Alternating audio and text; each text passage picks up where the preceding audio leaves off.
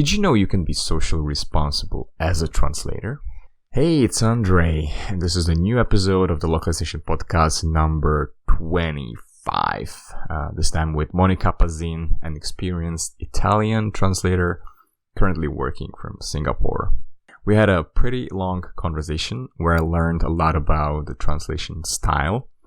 Monica also taught me a few things about interpreting, which is one of the services that she does.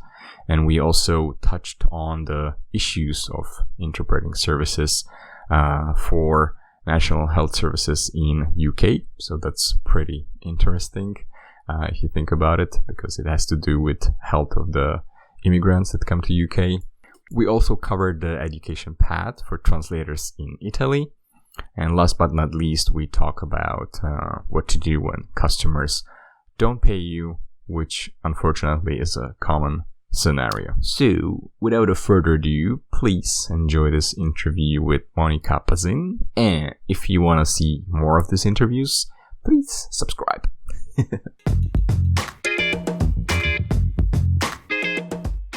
Welcome to the podcast, Monica. Thank you. Thank you for inviting me. Yeah. How are you doing? How are you doing during this crisis? It's okay so far. Where exactly are you located? I am located in Singapore. Mm-hmm. Singapore. We are in this whole COVID-19 mess as well. But I would say we are having it better than other places. I'm from Italy, and my family back home has been on a lockdown for a few weeks, and it's tough. Yeah. So for us, a kind of soft lockdown has just started. Mm-hmm. So I think we are still quite sane for now.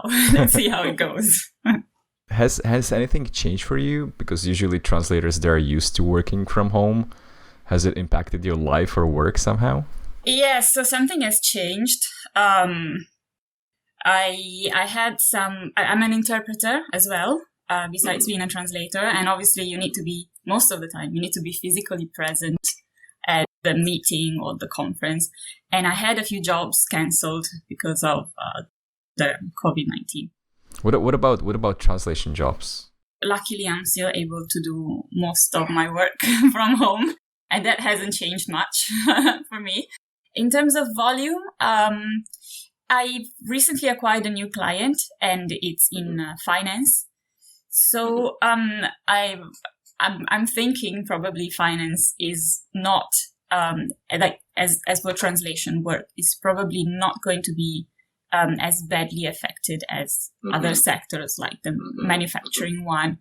One of my main specialization is fashion and luxury. I saw it on your profile, yeah.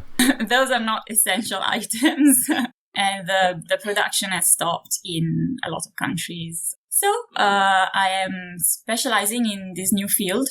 I've been specializing for a few months now. And I like it so far. Finance, it's good.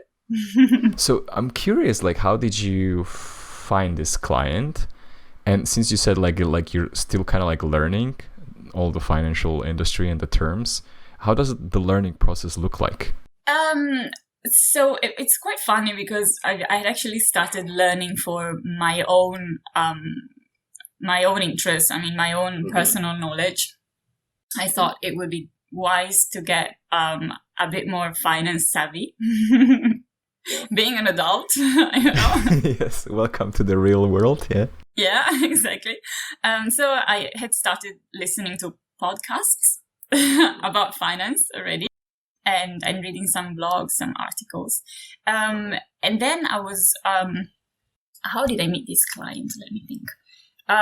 You must know that in the past few months, I've been contacting a lot of new clients, both in terms of translation agencies, communication agencies as well, marketing agencies, and direct clients. But it obviously you contact a lot of them, you send out a lot of emails, and then some of them take super long to answer. So in the case of this client, I remember contacting them in October last year, and they got back to me about a month ago. So it can take a while, but since then they've been sending me quite a lot of work. Did you have to do like some test, which I think it's a standard in our industry, or how did they evaluate you?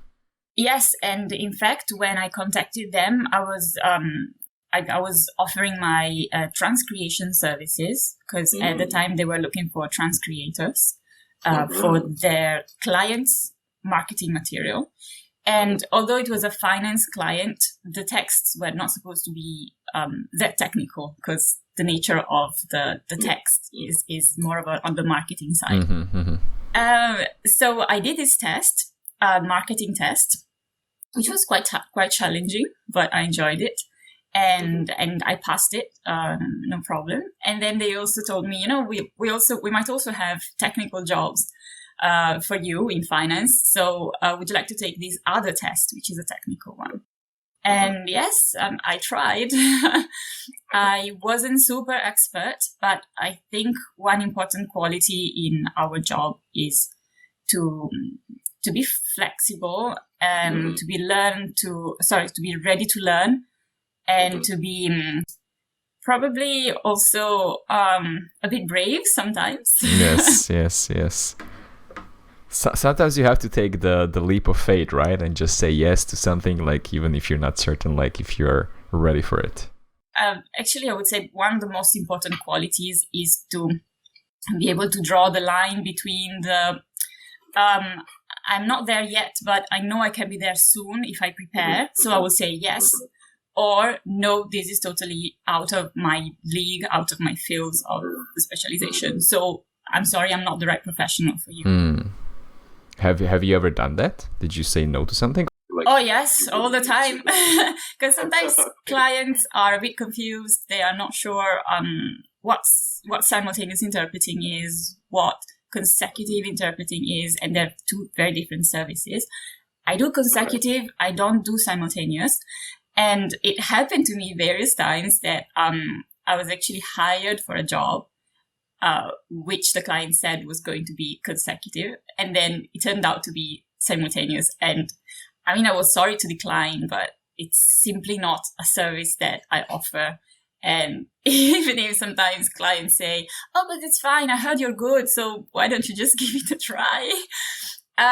We know that it's a totally different skill set involved. Okay. I don't know anything about interpreting, so can you explain to me what is the difference?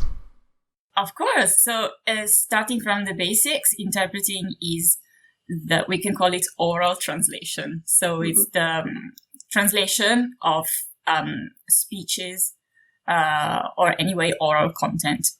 And there are, I would say, to make it simple, there are three main kinds. There's simultaneous interpreting, and it's the one that usually happens in a booth. So the interpreter is in the booth using a headset, which is connected to the microphone of the speaker on stage. So with the booth, you look at the speaker, you listen to their speech, and at the same time, or rather with a few seconds of delay, you interpret what they're saying in a different language. Okay. So this is simultaneous interpreting. So that's what we usually see when the world leaders meet, right? And they have the headsets, right? Yes. For politicians, another popular method of interpreting, technique of interpreting, is consecutive, which involves note taking. So there's a speaker, he or she speaks for a few minutes. It could be 4, 5, 6 minutes, sometimes longer than that. So since the portion of speech is too long to remember everything perfectly, you have to take notes as an interpreter. So note taking is very important in consecutive. When the speaker has finished that portion of the speech, they will pause, hopefully. And it's the interpreter's turn to read back the notes and at the same time pronounce the speech, utter the speech in the other language. And this is the second kind. And then the third main type of interpreting is liaison interpreting or dialogue interpreting. And it's the one that's mainly used for business meetings, business negotiations. So that's where the portion of speech that you interpret every time is the shortest. The speaker maybe utters 2-3 sentences, something that's easy for the interpreter to recollect and to interpret immediately after they stop speaking. So yeah, it's going to be 2-3 sentences, and then the interpreter's turn, and then 2-3 more sentences. It's much faster back and forth. I thought that actually the third type was simultaneous as well, because technically it's like you said, like a short time frame, but it's a different one, right? So which one are you like most familiar with? I'm very experienced in dialogue interpreting, so the third type, because when I was in the UK, I worked for a year as a medical interpreter, and that was the kind of interpreting that was required. So interpreting between patients and medical personnel. Sorry, but I I also offer consecutive interpreting. So at conferences, events, there are quite a lot of there were quite a lot of events here in Singapore, not now. But so I happened to go to quite a lot of conferences and meetings, international meetings, as an interpreter. So consecutive is the one where you take notes, right? How does it work? Like, how does the event look like? Like, there's like some main person, let's say some CEO, he says something super nice and super smart, then you take notes, and then you interpret it to which audience? Like, do you have like a separate audience that understands Italian, or are there like other languages that do the same thing at the same time to different audiences? Here in Singapore, Singapore is an English-speaking country, so the main, probably the most frequent setting would be that the audience is English-speaking, and there are one or more Italian-speaking guests. So if these guests get interviewed, let's say, I would be interpreting the questions from English to Italian, and then obviously interpreting their longer answers from Italian to English. So it goes both ways. Okay, we took a little detour because I wanted to talk about your interpreting like a little bit later, because that's not how you started. So we also talk about financial translations, which is something new to you, but you said like your main passion, or like how you started, was luxury and fashion, right?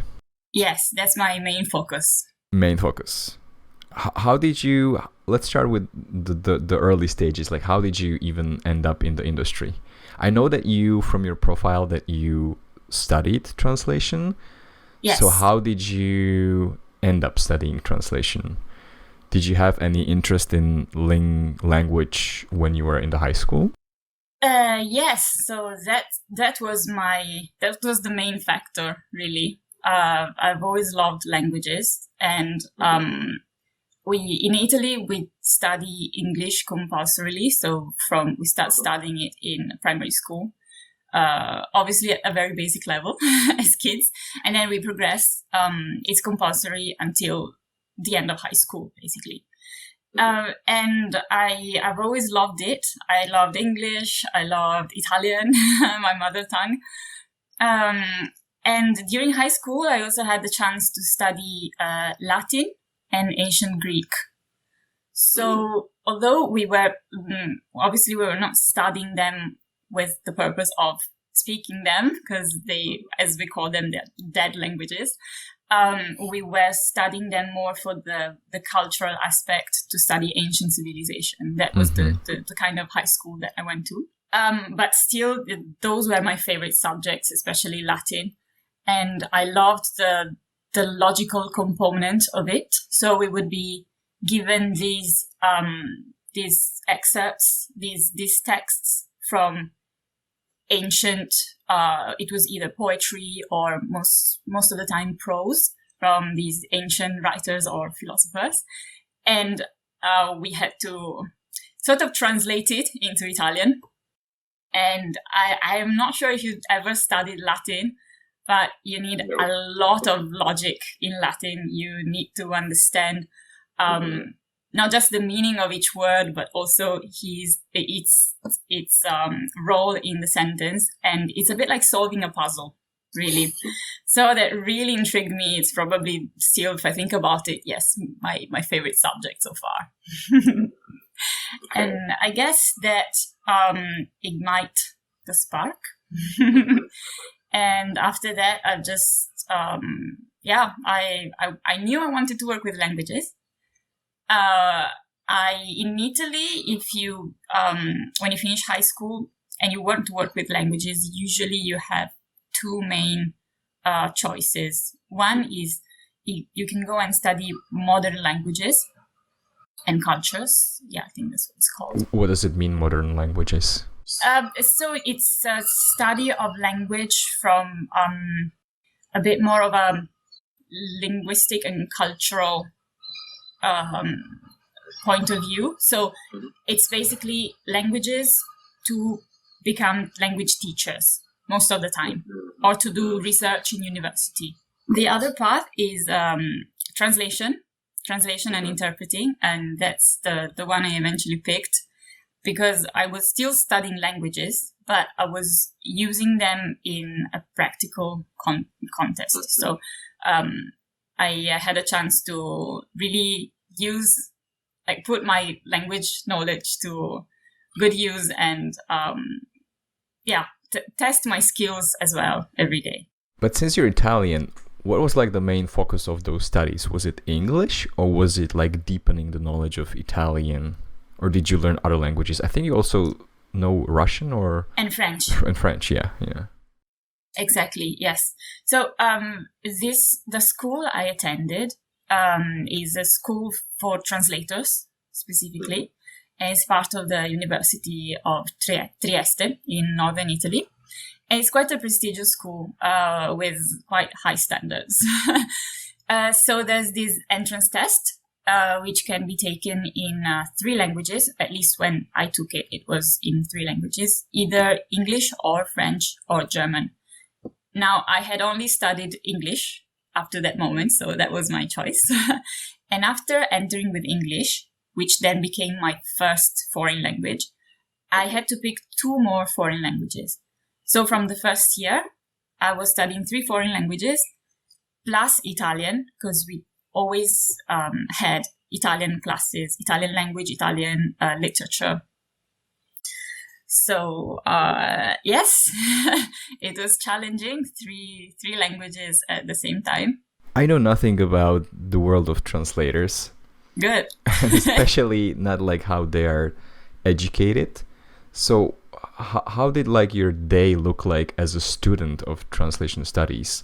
Like, do you have like a lot of theory, or is it mostly like practice translating? So with my course mates, we used to joke about this so much because we would look at our friends in other faculties, and they were totally living the university life. You know, the university student life. They were having a couple of hours of class per day, and then they were going out for lunch together, and then they were going home, and after a while they would start studying. I don't know, they all looked so relaxed. And then they would go for aperitivo to have a drink in the evening. And we were literally spending 40 hours a week in class. Okay. Plus, we had homework. So it was basically like being in school, but with a lot more hours in class. Mm-hmm, mm-hmm. And with the homework. So my day was very boring. I was just in school the whole time. It was pretty busy, right? But what was the homework about? Sorry? What was the homework about? A lot of translation.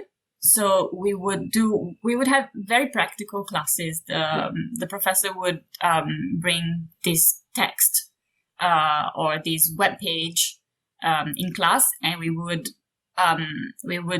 do a sort of collective translation, exchanging ideas, finding the best solution, learning the various translation techniques.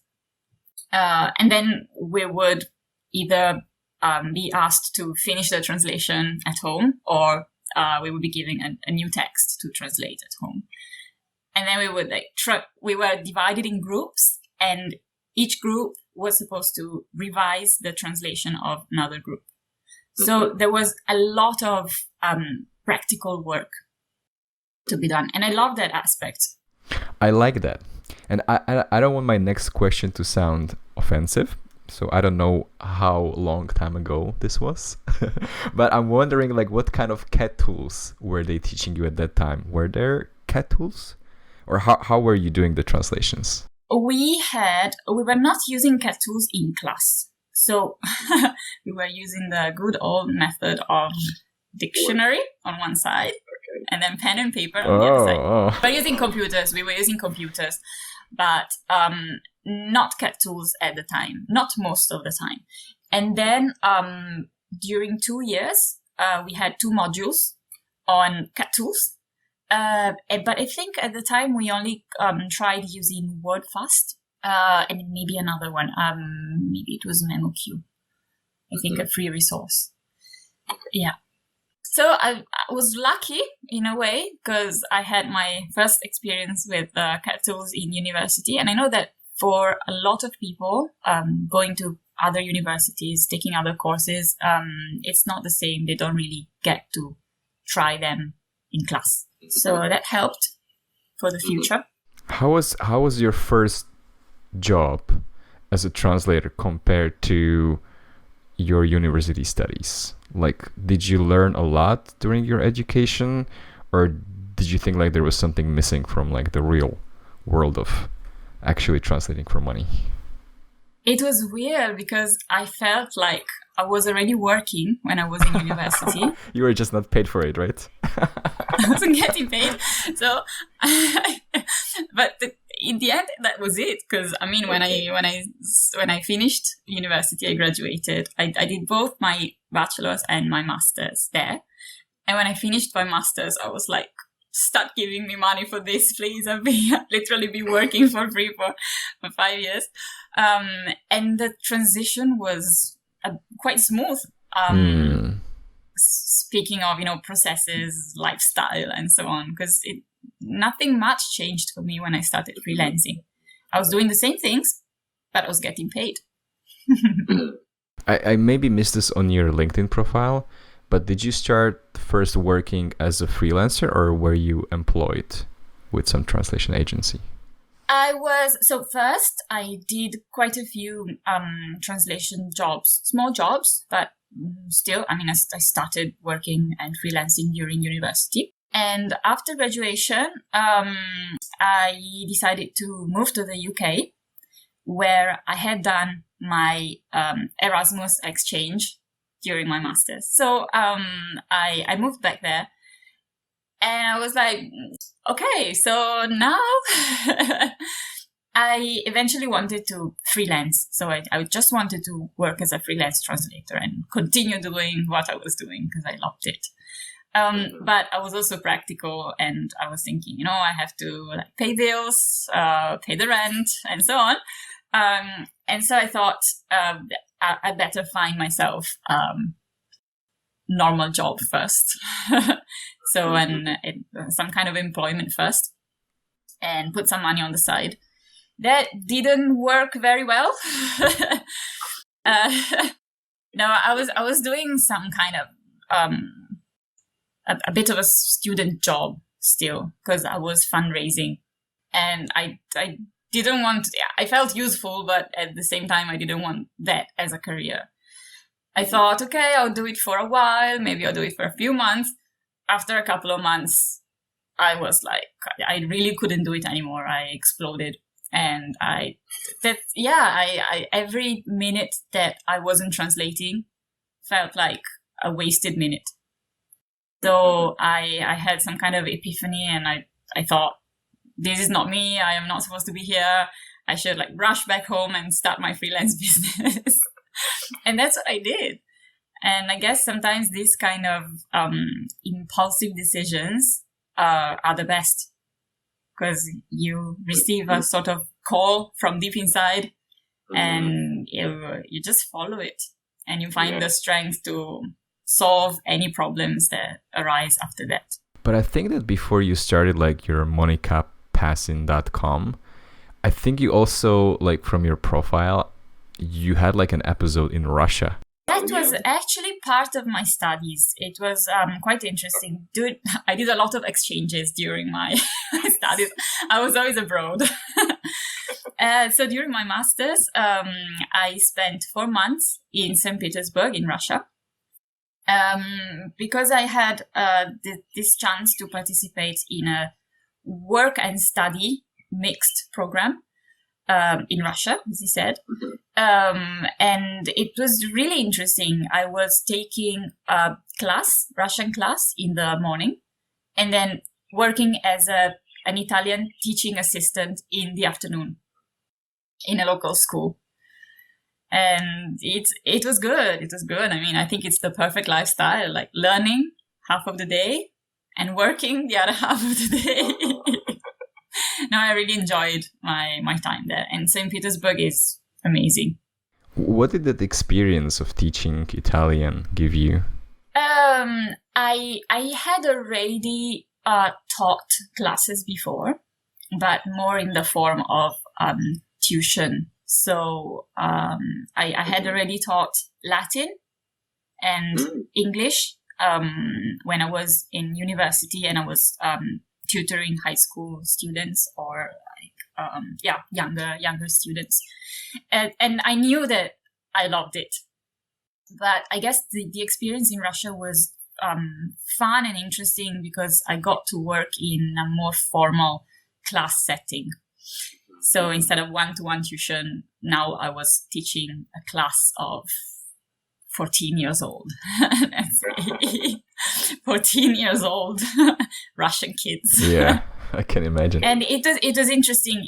It involved a lot of creativity. You're working with a younger crowd, so you can't be too formal, but you also can't be too friendly because you still want to be the teacher. You don't want to just be their friends and they will start chatting without minding you at one point, right? And so you have to keep them involved and engaged all the time and come up with creative explanations or I also had a younger class, so there we had more like games and songs involved. It was really fulfilling, really fun. Did you ever consider that like to be like your main passion and your main job? No, but that's I love doing it, but it's really, really energy consuming. People don't realize that it really sucks up a lot of your energy. I'm a bit of an introvert as well. So, you know what they say for introverts, they recharge their batteries by being with themselves, like on their own for a while. And for me, after a few hours of classes in a row, I was like completely drained. So that's where the balance comes in handy between translation, teaching. Currently, I teach private classes here in Singapore, private Italian classes. So a bit of teaching, a bit of translation, a bit of interpreting. To me, that's the perfect balance.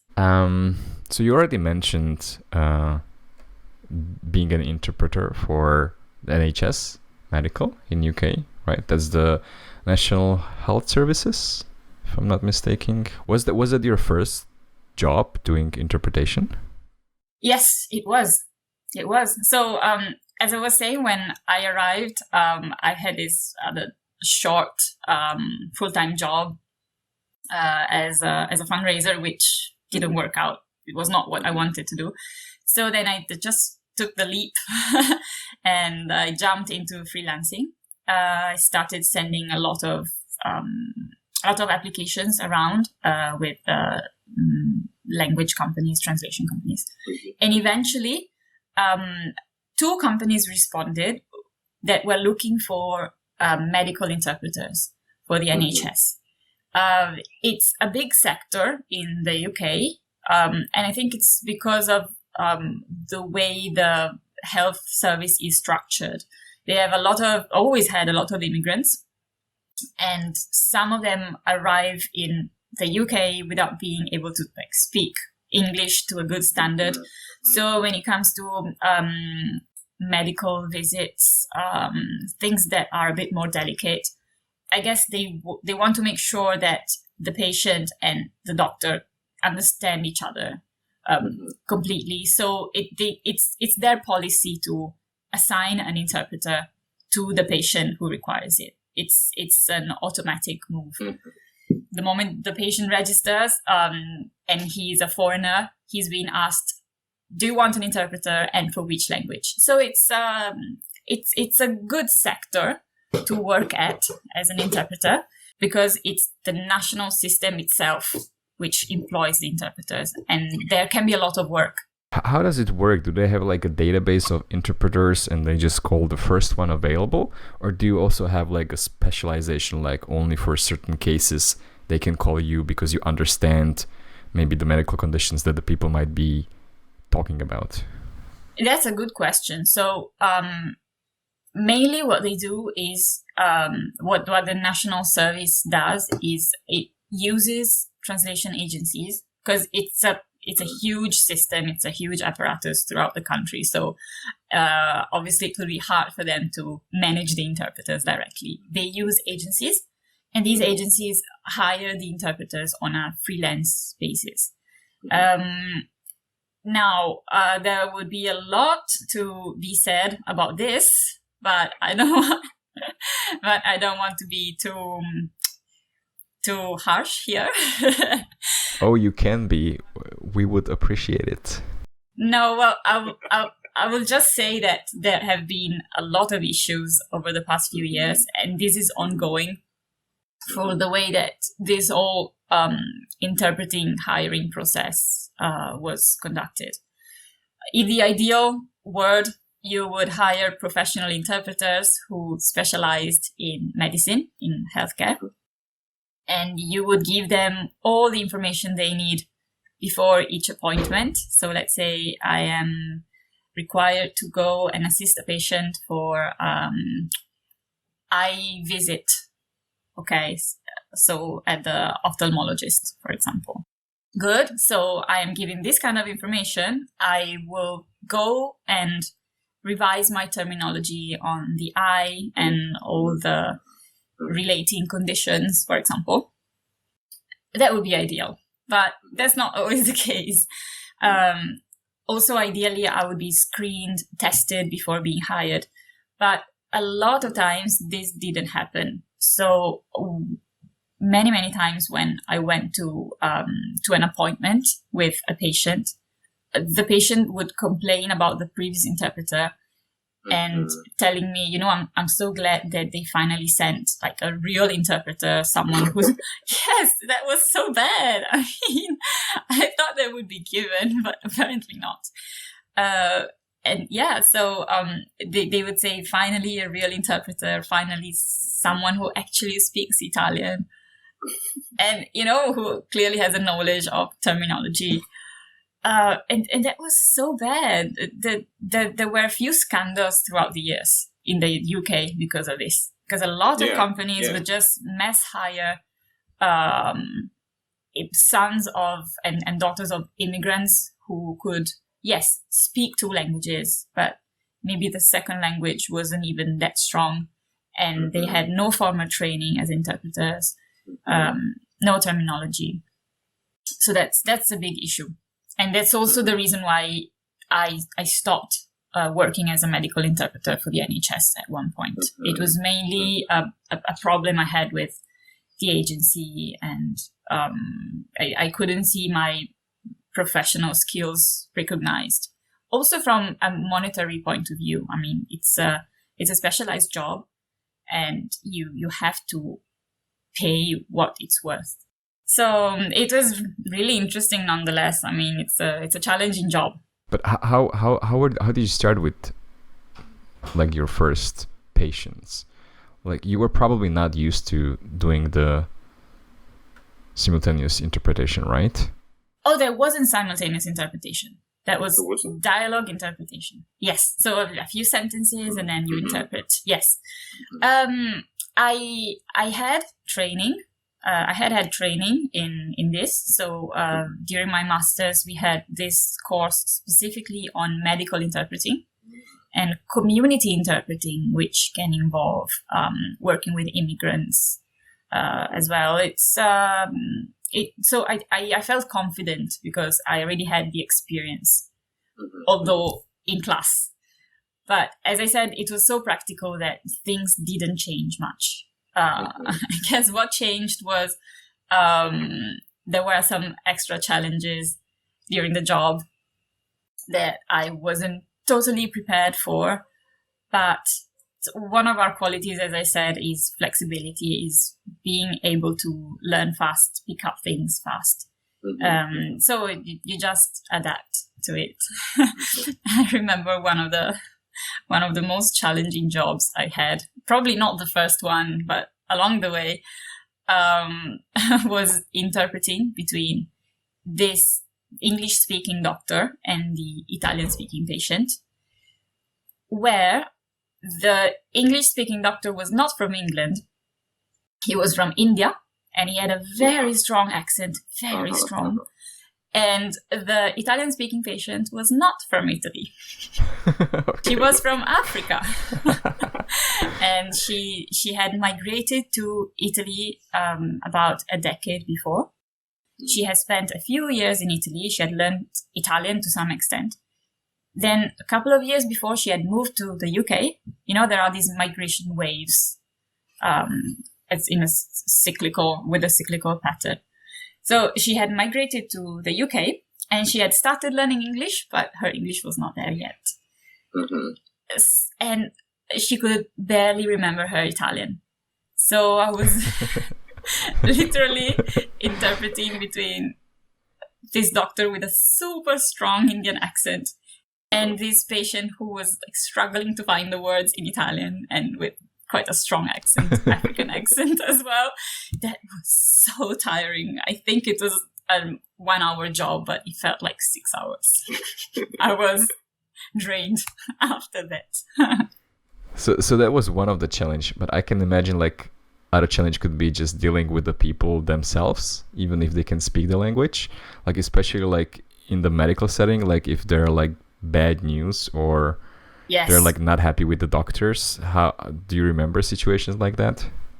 I didn't have any case where the patient was not happy with the doctors, but there were situations where maybe the patient was not completely at ease. So in a few cases, I used to work with African immigrants a lot because of this reason, because they would migrate in the UK and they would be assigned an interpreter for one of the languages they could speak. And unfortunately, their mother tongue, some African language, was not available most of the time.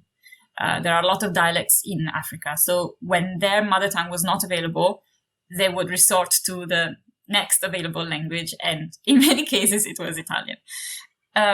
So the language was a barrier for them already.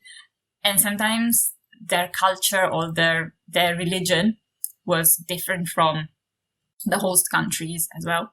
So let's say I had a lot of cases where there were female Muslim patients who were not really at ease being visited by a male doctor, for example. And it's something that it is good to know, to know how to manage the situation. The cultural factor is really important.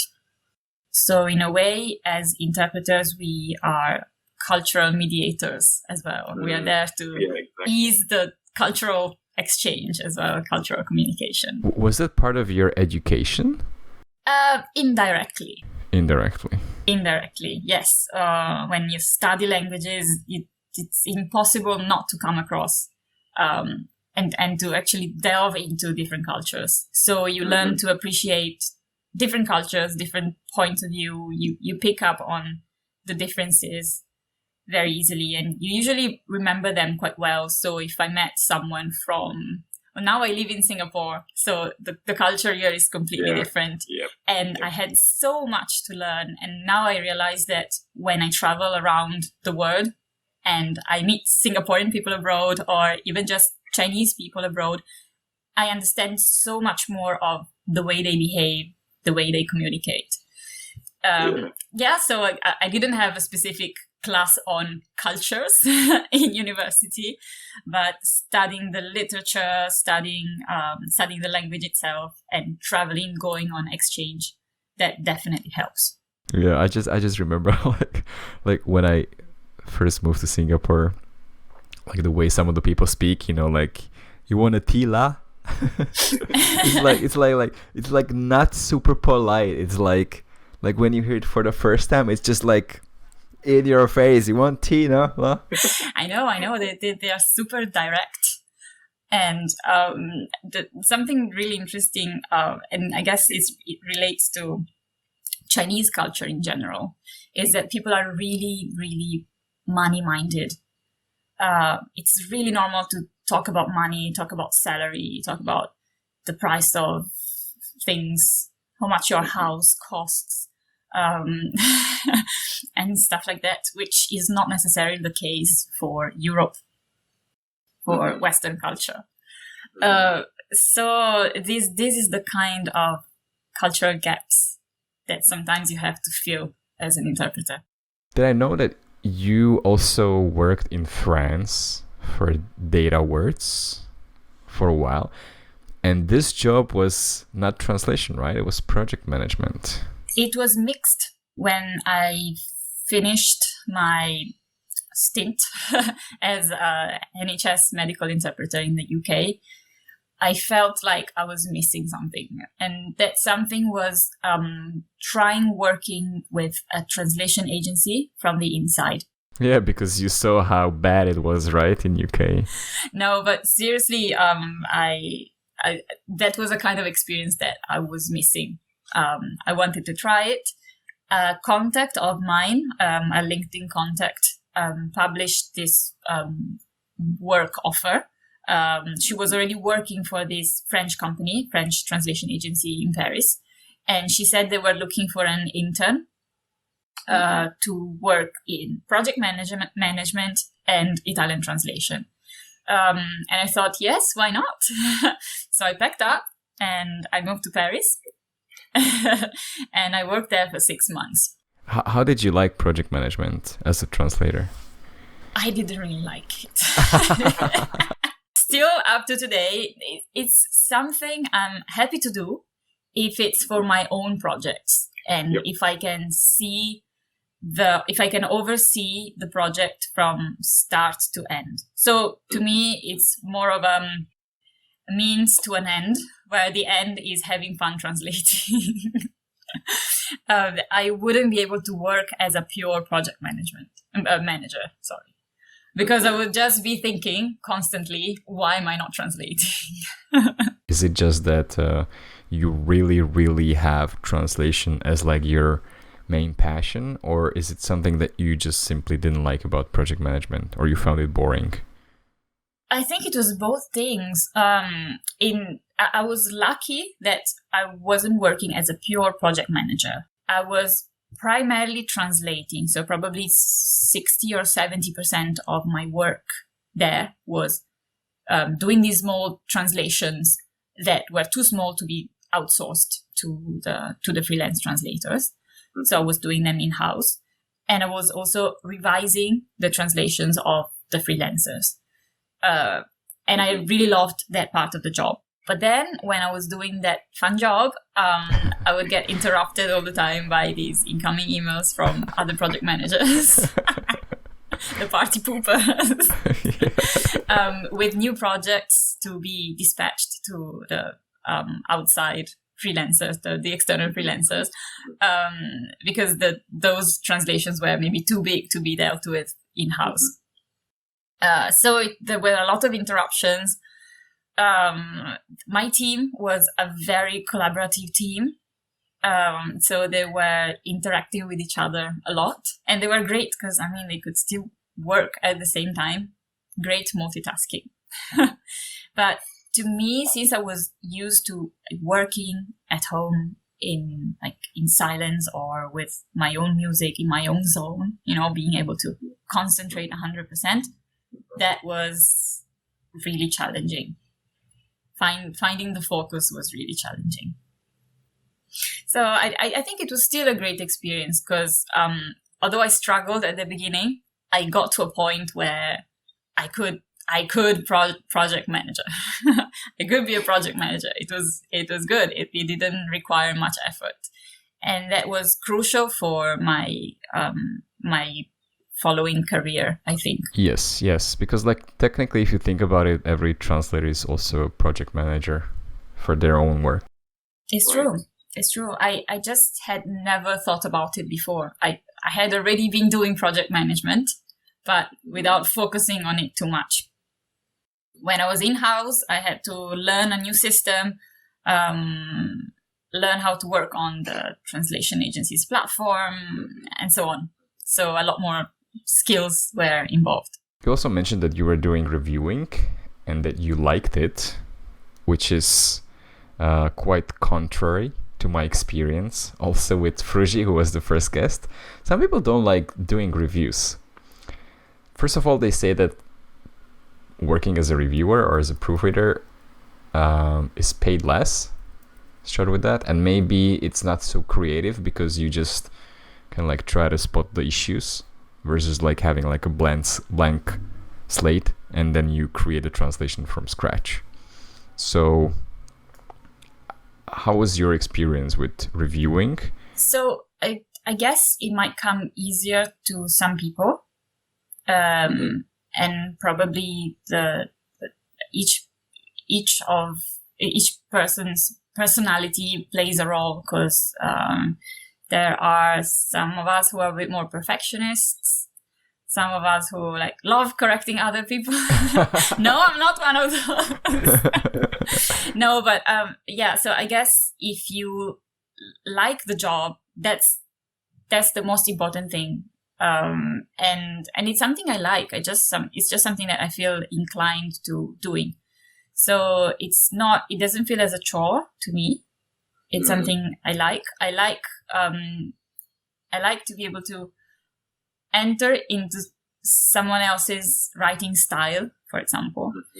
There's a very fine line between correcting mistakes and changing someone's style. And you must be careful with that. You don't want to over-revise. You don't want to correct too much. You're just supposed to correct the essentials. The problem is, if you are translating technical manual, it's easy to spot the mistakes.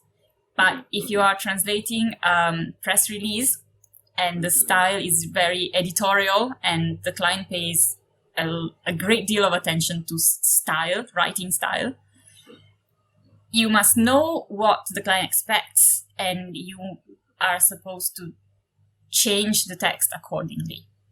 So at that point, it's not just about grammar mistakes, but it's also about getting the style right, and you can find yourself changing a lot more. So I would say that's the main challenge with revising and editing. It depends on the kind of text that you're working with. Okay, so let's talk a little bit about the style. Yeah. Because I know that like some clients don't even have a style guide. And maybe even if they do, let's say like if they say like the style of our marketing is informal, then like the interpretation of two people could be still different, right? Yeah, totally. And usually only when you start translating, you start to see the problems. A lot of questions pop up immediately. For example, English is easy from this point of view because if you are addressing one person, you say you. If you are addressing a group of people, you say you. And if you are talking to your friend, or if you want to address someone in a more formal way, so an elderly person, for example, it's still you, right? Whereas in Italian, we have different forms. The verb is different. The verb ending is different. The pronoun we use is different. And that's a choice that usually you have to make right at the start because you want to keep your copy consistent. So it goes from that to building a glossary, because once again, you want to be consistent. If you define your service in a certain way, you want to keep calling it that way in the future as well, because you don't want to confuse your clients. So even if there are synonyms for the same service, you don't want to confuse them. You want to keep always, consistent with the first choice you made. What is your experience creating a glossary? Is it something that translators do, like picking the terms for the glossary? Or is it something that the customer does, or maybe the localization company does this as part of their process? It depends on the customer, I would say. Some of them are a bit more translation savvy, so they know that it's good to have a guide style. A set of guidelines for style and also a glossary. Whereas some of them have no clue. So typically, if they work with an agency, and I am the freelancer for the agency, it will be the agency that proposes building a glossary to the client. So the agency goes to the client and says, it would be good to start building this. We can offer this service to you. Sometimes the agency would then come to me and say, hi, we have this batch of texts. We would like to build a glossary. Can you help us do that? They give you a budget in terms of time, usually, and you, freelancer, build this glossary for them. When you work with direct clients, it's a good idea to propose this to the client and to sort of help them build this term base, which they can eventually use in all their translations. I haven't done this in a while, but so let's say that a translation company comes to you and asks you to build a glossary for a new client. How would you do that? Like, are there automated tools which kind of like extract the terms, or do you just select the terms while you're translating? Once again, it depends on the company, because the translation agency, because some of them might have different processes and maybe using different platforms or different tools. In my experience, I've been using Trados a lot as a CAT tool, and it can be connected to another tool by SDL, which helps you extract the terms from the translation that you're working on. Is it multi-term? Sorry? Is it multi-term? It's multi-term, yes. So you can extract the terms. It's in a very quick and intuitive way, and you can build a glossary at the same time. Do you usually work with the client on finalizing the glossary? Because usually in my experience, it's the client or like their stakeholders who approve the glossary. Yes, it depends on the client. I'm afraid that in translation, most of the answers to your questions will be, it depends. I'll give you an example. When I'm working with an agency, a big agency, and they have a big client on their side, most likely this client will have different branches or different outlets in many countries, including one in Italy. So they will have people, Italian speakers, in charge of checking the texts, making sure that everything is consistent with their style requirements and so on. So in that case, yes, the client will definitely have a say, and they will make requests as for the glossary. On the other hand, I work with quite a few clients who are only based abroad. They don't have any knowledge of Italian whatsoever. So they just blindly trust me to take care of their Italian materials, which I really appreciate. And so, yes, in that case, the clients don't really have a saying, or they don't really have special requests as for the glossary. It is my duty to go and ask them if they have a preference between two choices. Let's say when there's a choice, I like to go and ask them if they have a preference. So, for example, as I mentioned before, in Italian, when you prepare your marketing materials, you have a choice. You can address one person, for example. So you can say you, imagining to speak with only one person. and make it a bit more direct, a bit more engaging. Or you can keep it slightly more detached, but still talk to a group of people. And in that case, you don't use tu, you use voi. So that's one of the first choices you need to make. And that's one of the first things you should go and ask your clients if they have a preference about. Yeah, we have the same in Slovakia, I think. I think it's also the same in German. Do you know German? I don't speak German, unfortunately. I think that it's the same for them. Yeah. My question about this was like, when you are dealing with clients, I would assume that in your experience you have come across the fact where you had like disagreement with your client on certain terminology. So how do you handle this? And did you ever end up in a situation where you really thought that like the client is wrong about their decision? And how did you handle that situation? Yes, it happened to me a couple of times. So it happened quite a long time ago, actually. So I don't recollect the details, but I remember that in one case, I usually just explain my position. So I simply write down the reasons why I made that choice of terminology. For example, I can show them that expression, that particular Italian expression, is used by Italian speakers, and there are many cases of usage of this expression online, for example. And I think it's important as a translator, especially a freelance translator, to be able to explain your choices. Because many times it's mainly about, reassure the client that there is a reason behind your choice, although it might not be the most intuitive one. Maybe the word you propose doesn't really look like the word they had in mind.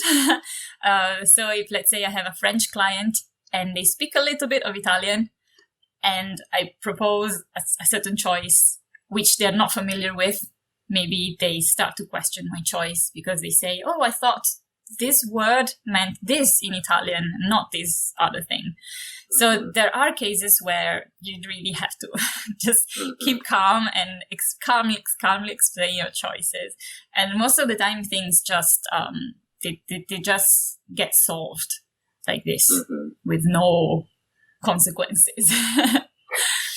I know in like my experience with one client that I cannot name, you mentioned before these people that like work in the, let's say, Italian office of like a big corporation, global corporation. So these people usually review the translations like at the final stage of the whole process. And I know like in my experience, like many times the changes that they give back to us, they contain like typos or mistakes. So they're like incorrect. It's not about like the style or like a different word choices, but they're just wrong. So yeah, that can happen. But I'm wondering also, like, how do you handle the situation where the client, or either the end client or the translation company, doesn't have a budget for a glossary? Do you think it's still a good decision for you to make your own glossary? Do you do that? Yes. So that's a good question. I would say it depends on the kind of texts. For some clients, I mainly translate editorial materials. And since it's not very technical, it's quite unlikely for the same expression or the same word to be repeated a lot throughout the text. So I would say in that case, consistency of vocabulary is not the main focus. And I won't find myself typing the same thing over and over again. So it doesn't really make sense for me to create a glossary in that case. In that case, sometimes I do create a file, but it's more a collection of expressions that I think will be useful for me in the future. So how I solved some linguistic puzzles, for example. There are some expressions, some words that are a bit difficult to translate, especially from English to Italian, I think. And one of these is enjoy, which is literally everywhere in marketing. And you have to translate it very differently in Italian, depending on the situation. Can you give an example? An example. Oh my God. Like when does enjoy have different meanings? Or is it just in Italian, or in English is the same? Because can you give me an example? Okay, so enjoy, if you want to give a very basic literal translation, in Italian it can be translated as godersi, okay, which basically means to experience pleasure out of something. The problem with this verb is that in some cases it's better not to use it because it can have a sexual connotation. So you can't just use it anywhere and everywhere. You have to make a choice. Also, sometimes if you translate something too literally, it can sound a bit odd or a bit retarded in Italian. So you need to rephrase a bit.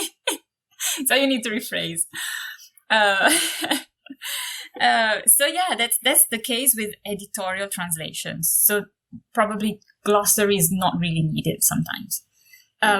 With technical translations, yes, I'll definitely build a glossary at the same time as I translate. Because even if the client doesn't require it, I know that glossary is going to make me faster for the next jobs. There's an auto-suggest function in Trados when you create your glossary, your term-based.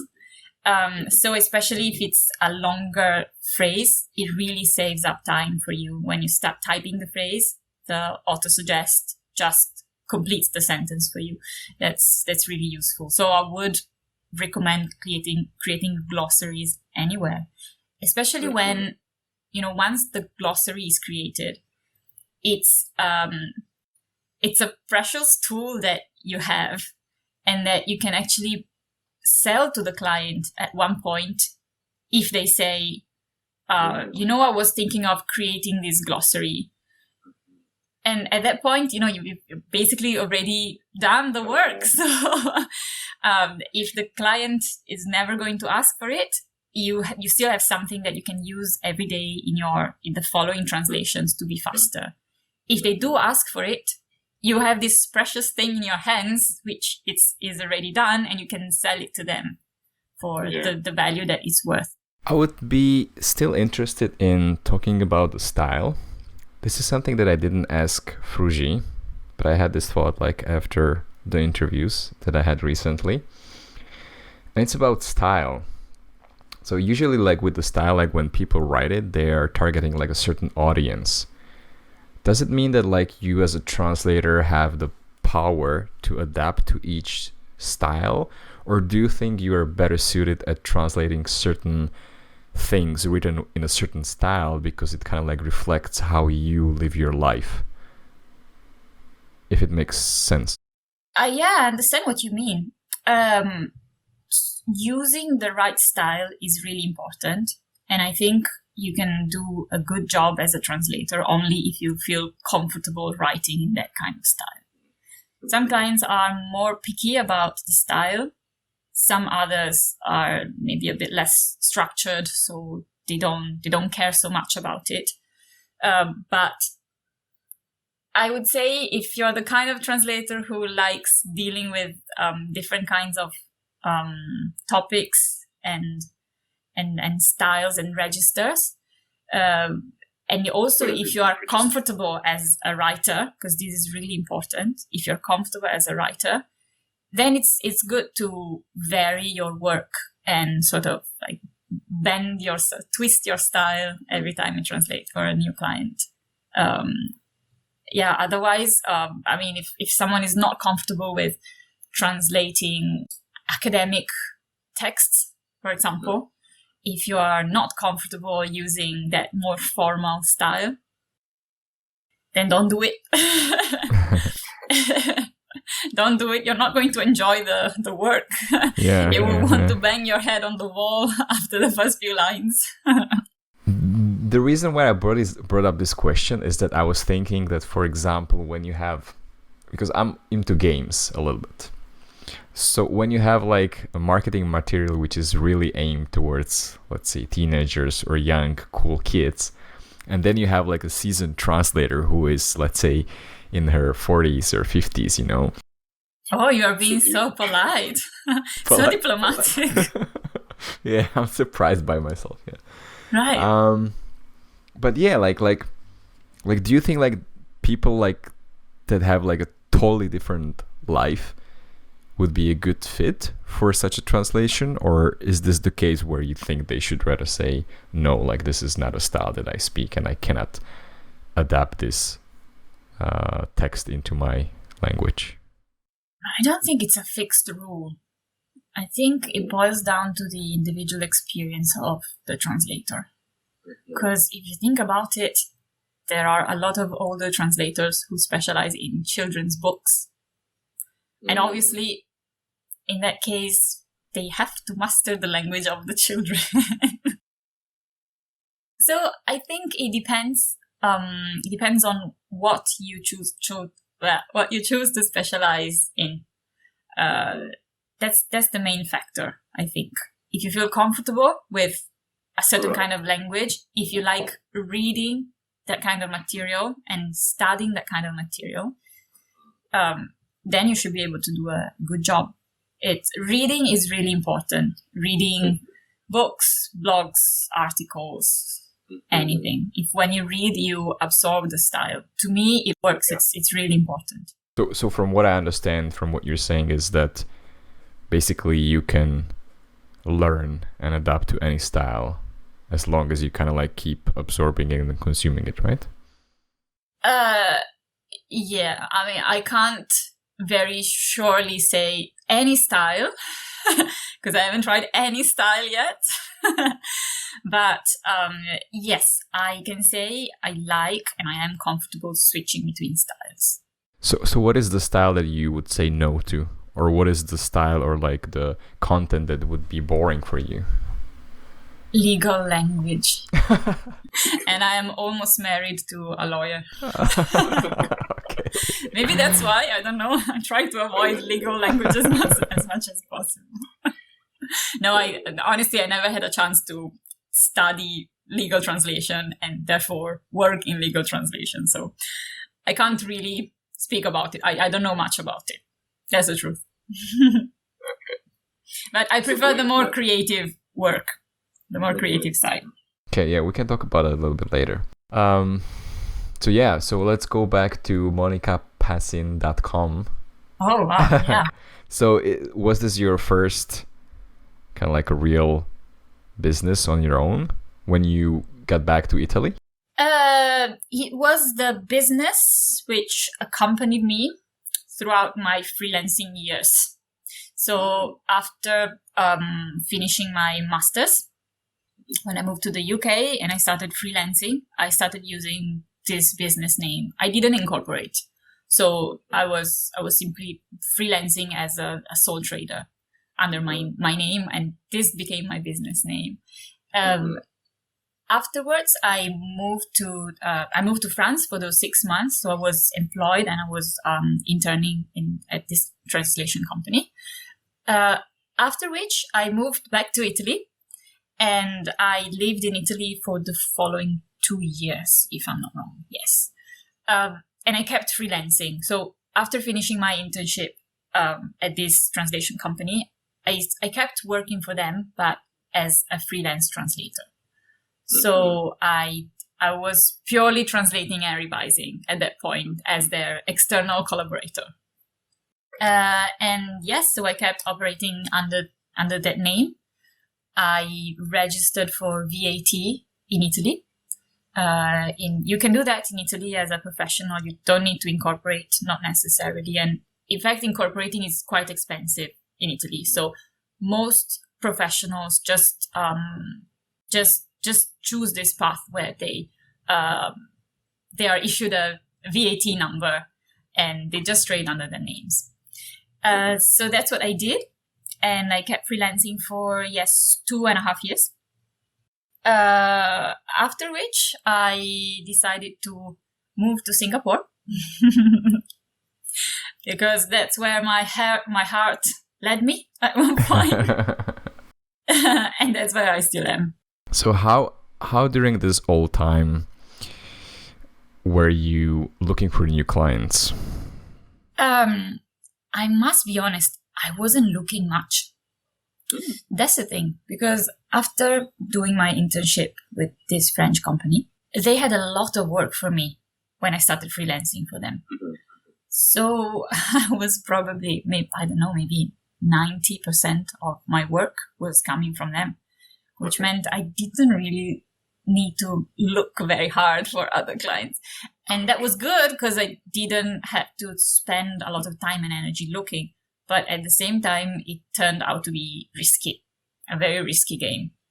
So I did look for more clients, but I didn't expand my client pool so much that it was like that it was filling maybe 50% of my time and my work. It's still like my side pool of clients was still covering maybe a 10-15% of my workload. So in that sense, yes, I had a lot of work. It was mainly coming from one client. The other clients I found, some of them I almost found by mistake. How do you find clients by mistake? No, some of them were I was recommended to them they were referred to me. So word of mouth is really important. One of them, when I was doing research for one of my translations, luxury translations, I bumped into their website. They are a luxury brand as well. And I realized that the Italian version of their website had a lot of issues, translation issues. So I thought, I would try, why not? I tried contacting them and explaining what those issues were. And at first, obviously, they were asking a lot of questions because you had this unknown person coming to you and telling you everything about your problems. And you're like, what do you want from me?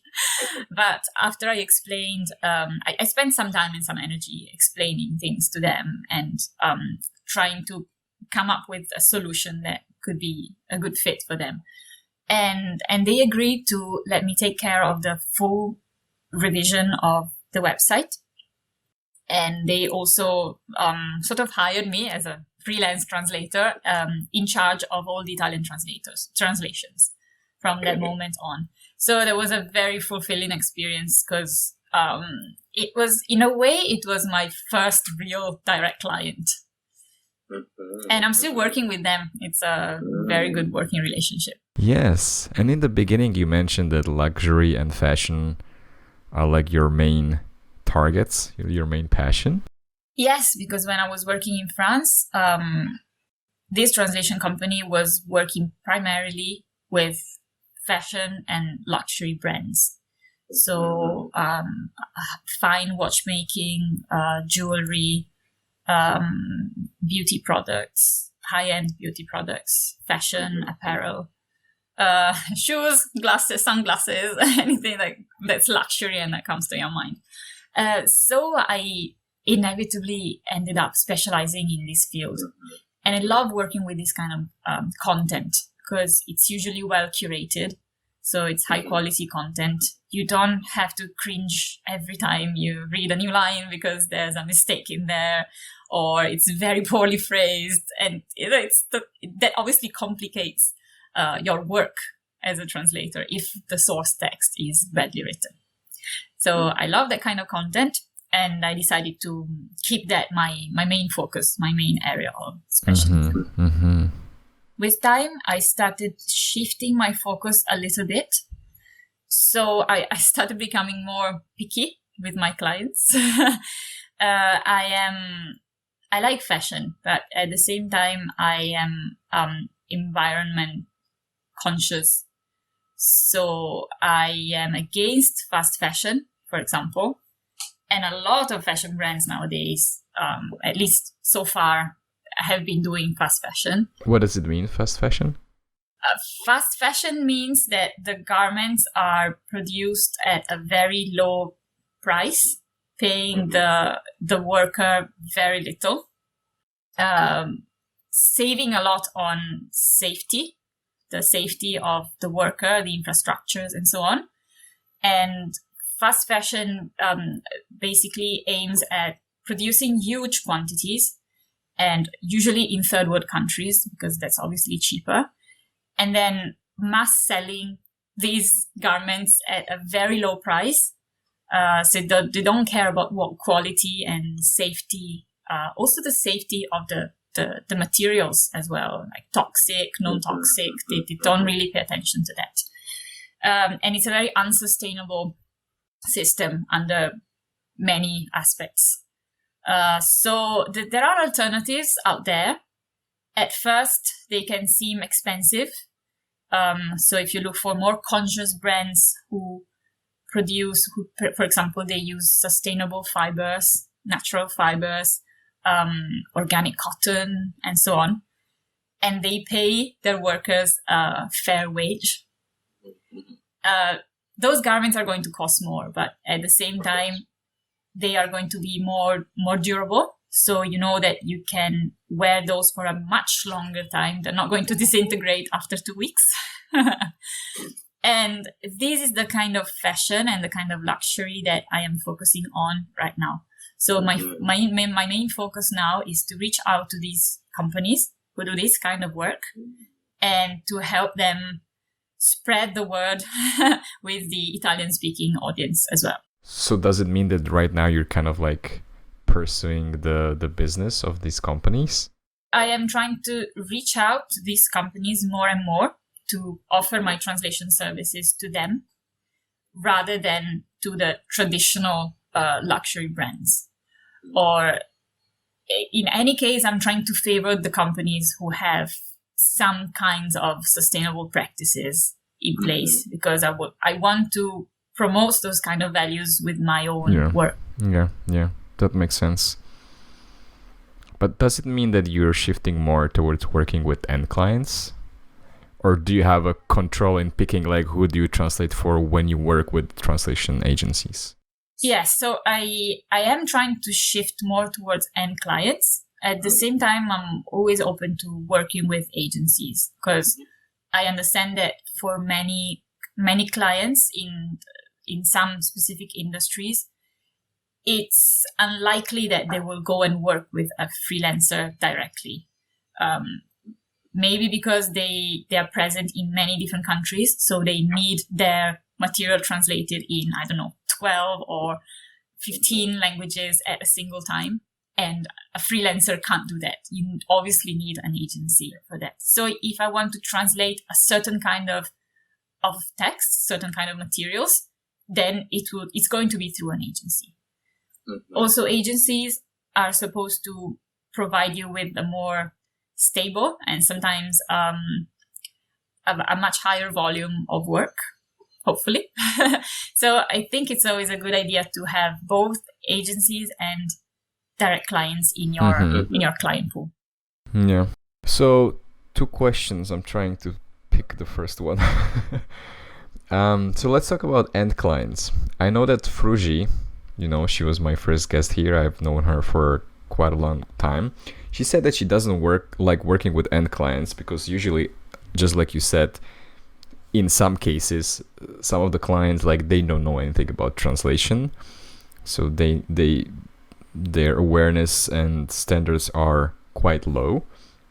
So what is your experience working with end clients? Do you also feel like sometimes you have to play the role of like an educator to tell them more about industry and what are like the expectations of them as a client? I guess I've been quite lucky so far, because even the end clients that I've been working with have some sort of marketing office. So they have marketing professionals working for them, and usually these professionals have Do you mean Italian office or just global marketing office? Global marketing, yes. So usually these professionals working in marketing have some kind of clue on how translation works or what the process looks like. So I didn't have to do a lot of client educating.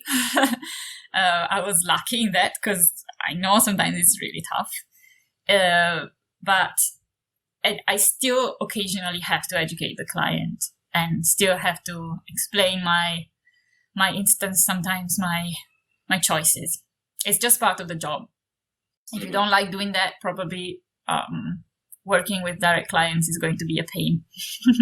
And then the second question which I had, you said like why the end clients might prefer working more with translation agencies because they can cover more languages. So my question to you was, did you ever had such a request from your clients to maybe if you could help translate more languages so that you could kind of like build a team around you? And at the same time, did you end up in a situation where the demand for like Italian translations would be so high that you had to like collaborate with other freelancers, or do you only stick to like yourself and that's it? So as for the first part of the question, yes, I did receive a couple of times. I did receive requests from clients who needed translation in more than one languages. So in that case, I was happy to take care of the Italian translation myself. And then I was also happy to involve a colleague working with a different language and having them take care of that second language. In this case, I like managing the project because as I said, it's something that interests me, that it involves me 360 degrees, right? It's something that I manage from start to end. So I think it's more fulfilling that way, rather than receiving an email and dispatching the email and, not really seeing what happens in between. So I'm happy to do this kind of project management on a smaller scale and on a specific project. And that's why it's a service I actually offer. I'm happy to arrange this. I have a network of colleagues from other countries working with different languages. So it's definitely something I'm happy to do. And as for the second part of your question, yes, I happen to have times when work was just too much and I had to resort to a colleague working in Italian with Italian as well and give them part of this work. The tricky thing is you must be very careful with what your client is expecting, because especially if you translate marketing materials, if you do transcreation, things that involve a lot of creativity and where your style really comes out, you really get to express yourself in a way. Then the moment you give the job to someone else, it might turn out very different from what the first jobs were, the ones that you did. So you must be careful with that. And I think it's also important to be clear with the end client. So when that happened to me, I notified the end client that I would be involving a colleague of mine. I had already worked with her in the past. So it was someone that I trusted. And everything went well, actually. I knew that her style was similar to mine. And I still tried to have a look at, whenever possible, have a look at her translations after she completed them, just to check with her if she wanted to uniform some phrases or some parts to the style that I was usually following for the client.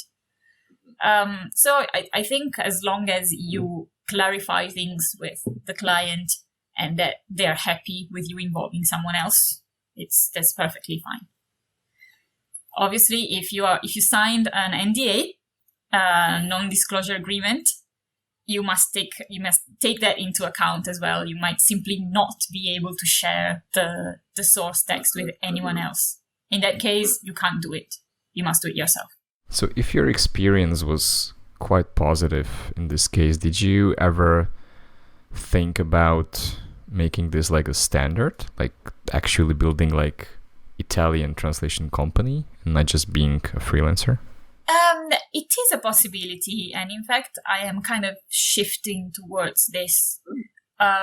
So that's why now that I am working here in Singapore, I'm not simply freelancing. I'm working for this small company which I co-founded, and the main focus is on Italian language.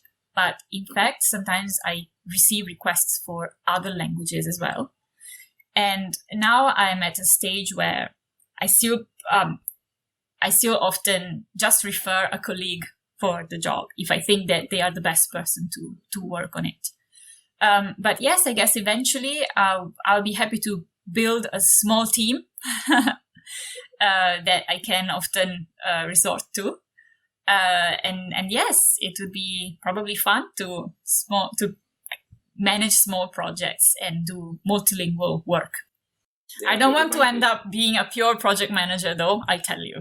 I'll tell you now. I still want to translate. Yeah. I know.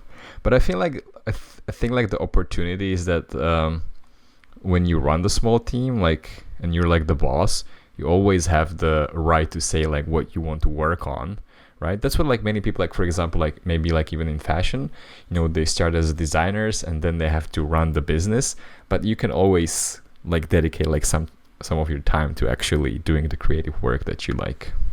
It's true. I guess it's about finding the right balance between the creative work that you like and people's work, managing others, managing the work schedule, the workflow, managing the finance as well, which is an important part of the business, and it can be a source of stress.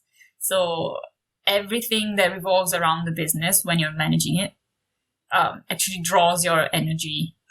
potentially draws your energy away from what you enjoy doing the most. Yes. So I guess especially at the beginning, in the first phase of the business, when you're not massively hiring people for every possible task and you're doing most of the work yourself, it can be very stressful. And there's a lot to learn on the go. Yes. Absolutely. Well, you are a startup founder, right? So I'm sure you know what I'm talking about. Yeah, but I enjoyed it. So I enjoy doing everything because I like having that 360 overview of everything what's happening. I'm a little bit of a control freak. Good. So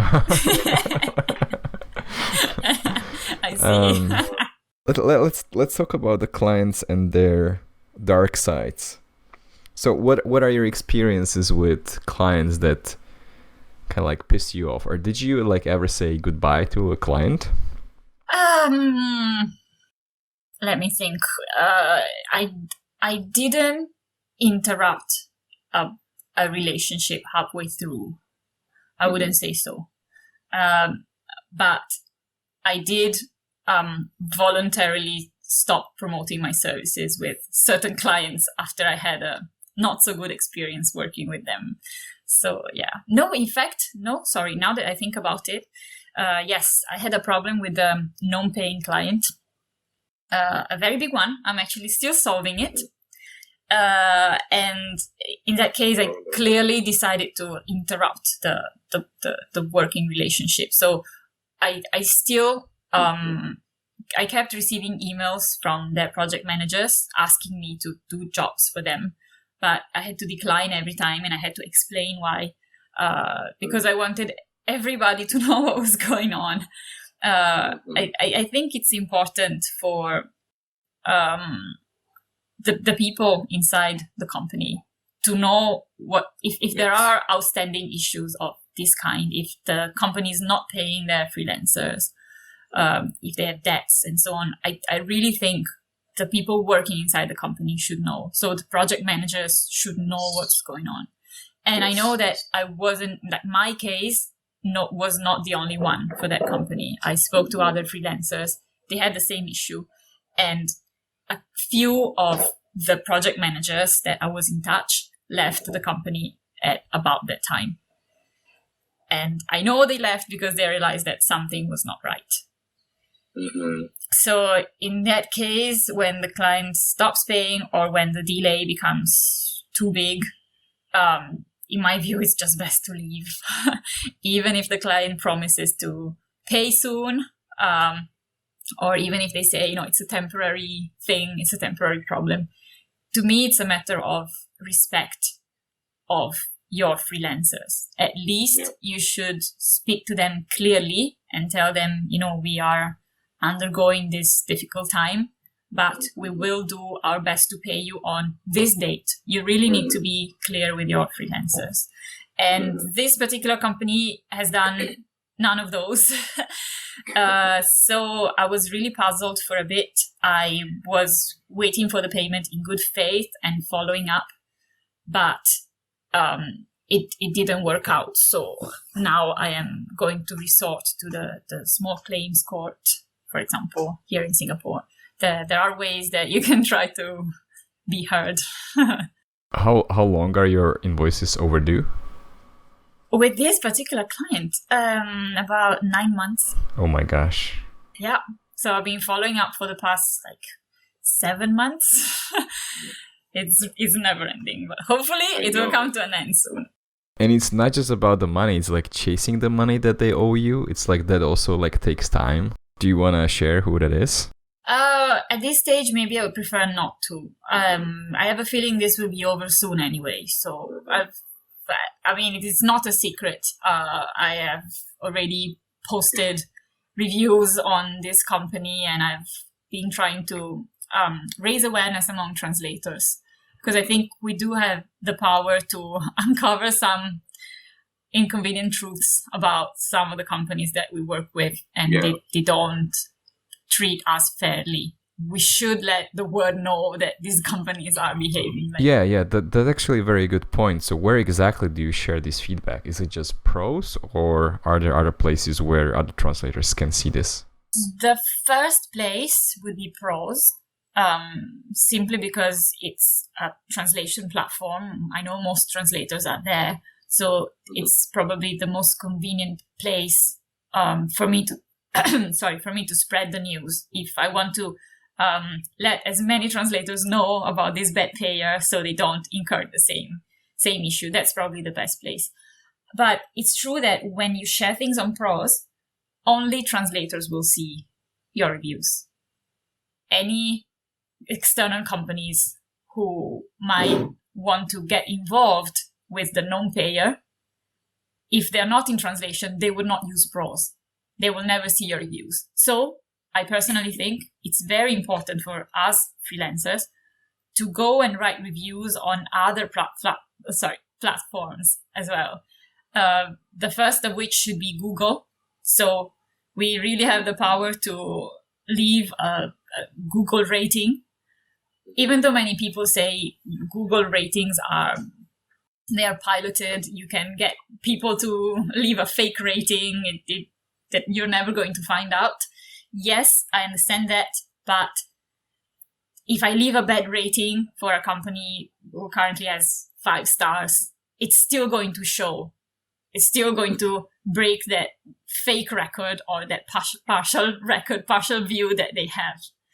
That's important, because if they keep collecting Google reviews only from their own clients, for example, whom they keep happy with the nice lunch with the account manager, there are ways to keep your clients happy, but it doesn't mean that everything is working smoothly and fairly inside your company. Yeah, I know. Yeah, we were talking about this during our intro call, and I was very, very explicit about it. So that's what I think is happening with partially Landbridge.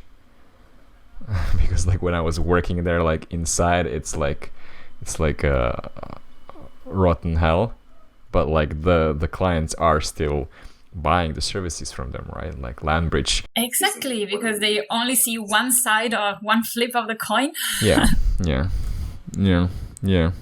I was actually thinking like how to make the end clients more interested in actually looking into the black box, because for many of them it's just a black box. They just pay money and receive translations, and let's say their customers are happy, but do they actually care like how the translations get produced and like how the people are treated? Probably no, but they should be, right?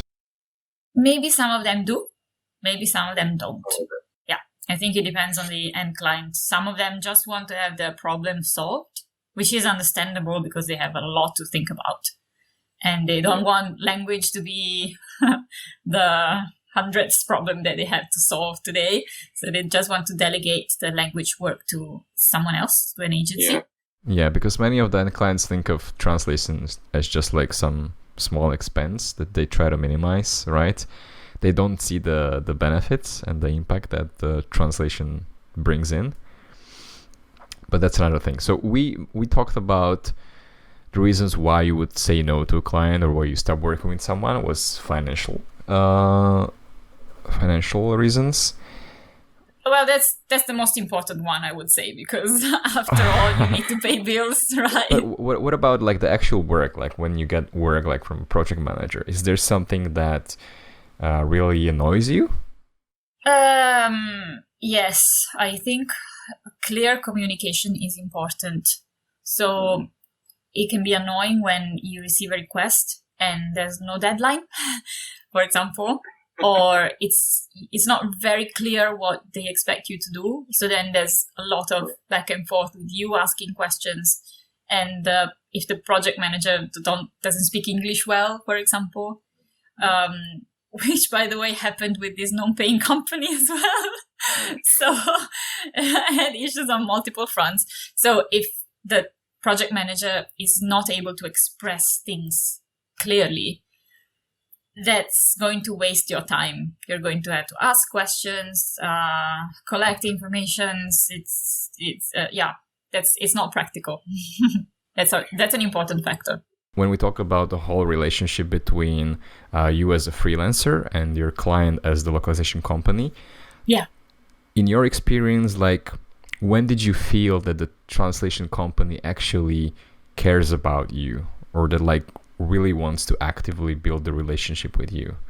So it wasn't just like sending the jobs and paying you, which is okay, let's say that's the basics, that's what should be the minimum. But when did you have the feeling like they went a bit above the standards to make you feel like you're part of the team?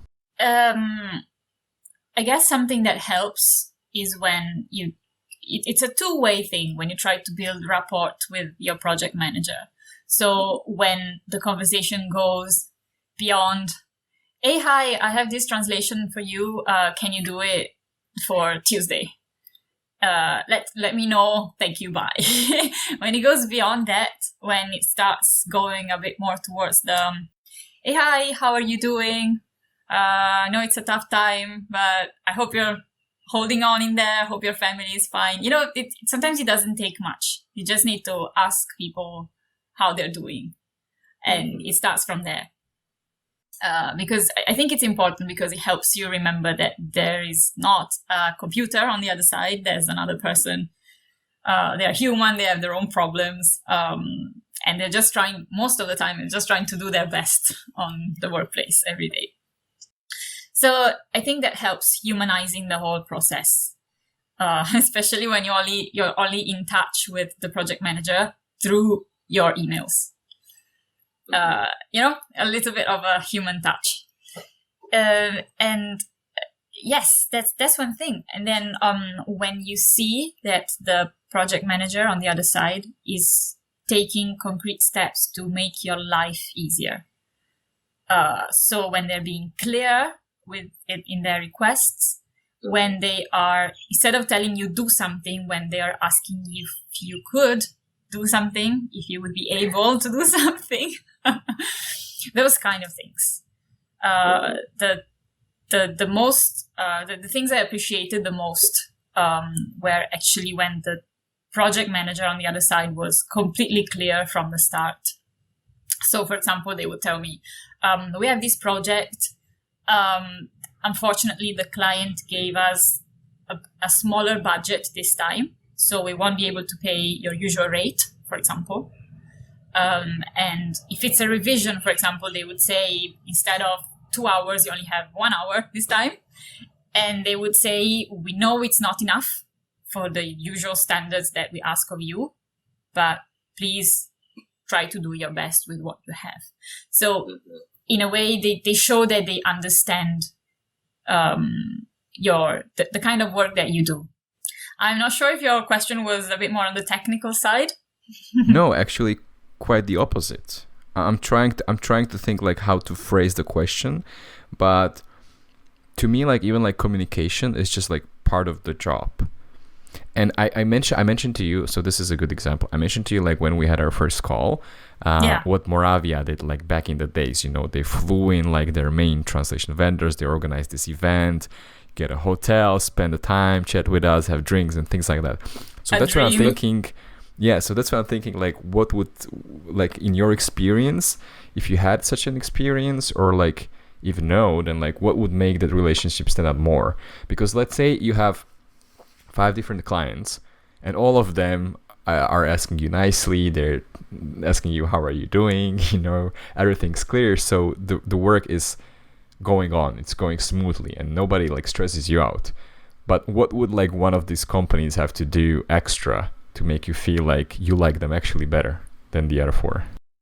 I guess nowadays it's a bit utopian to expect something like the kind of gathering that you experienced back then.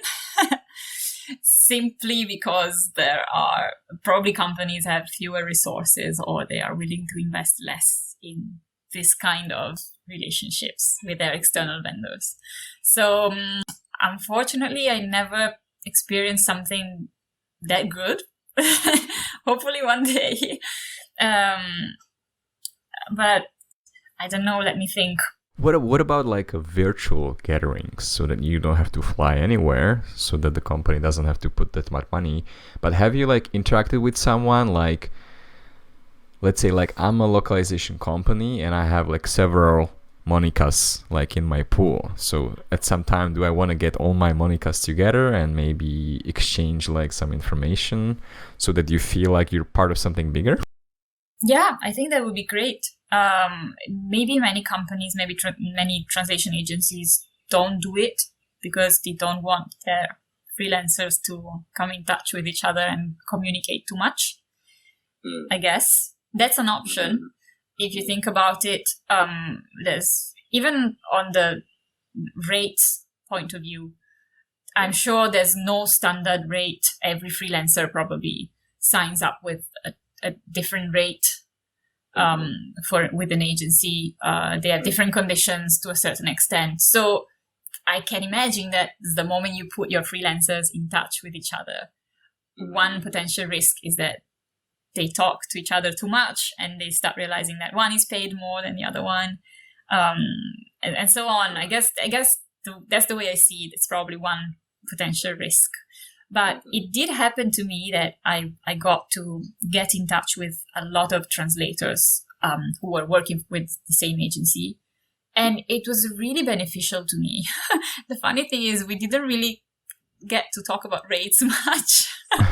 So it wasn't an actual problem for the agency.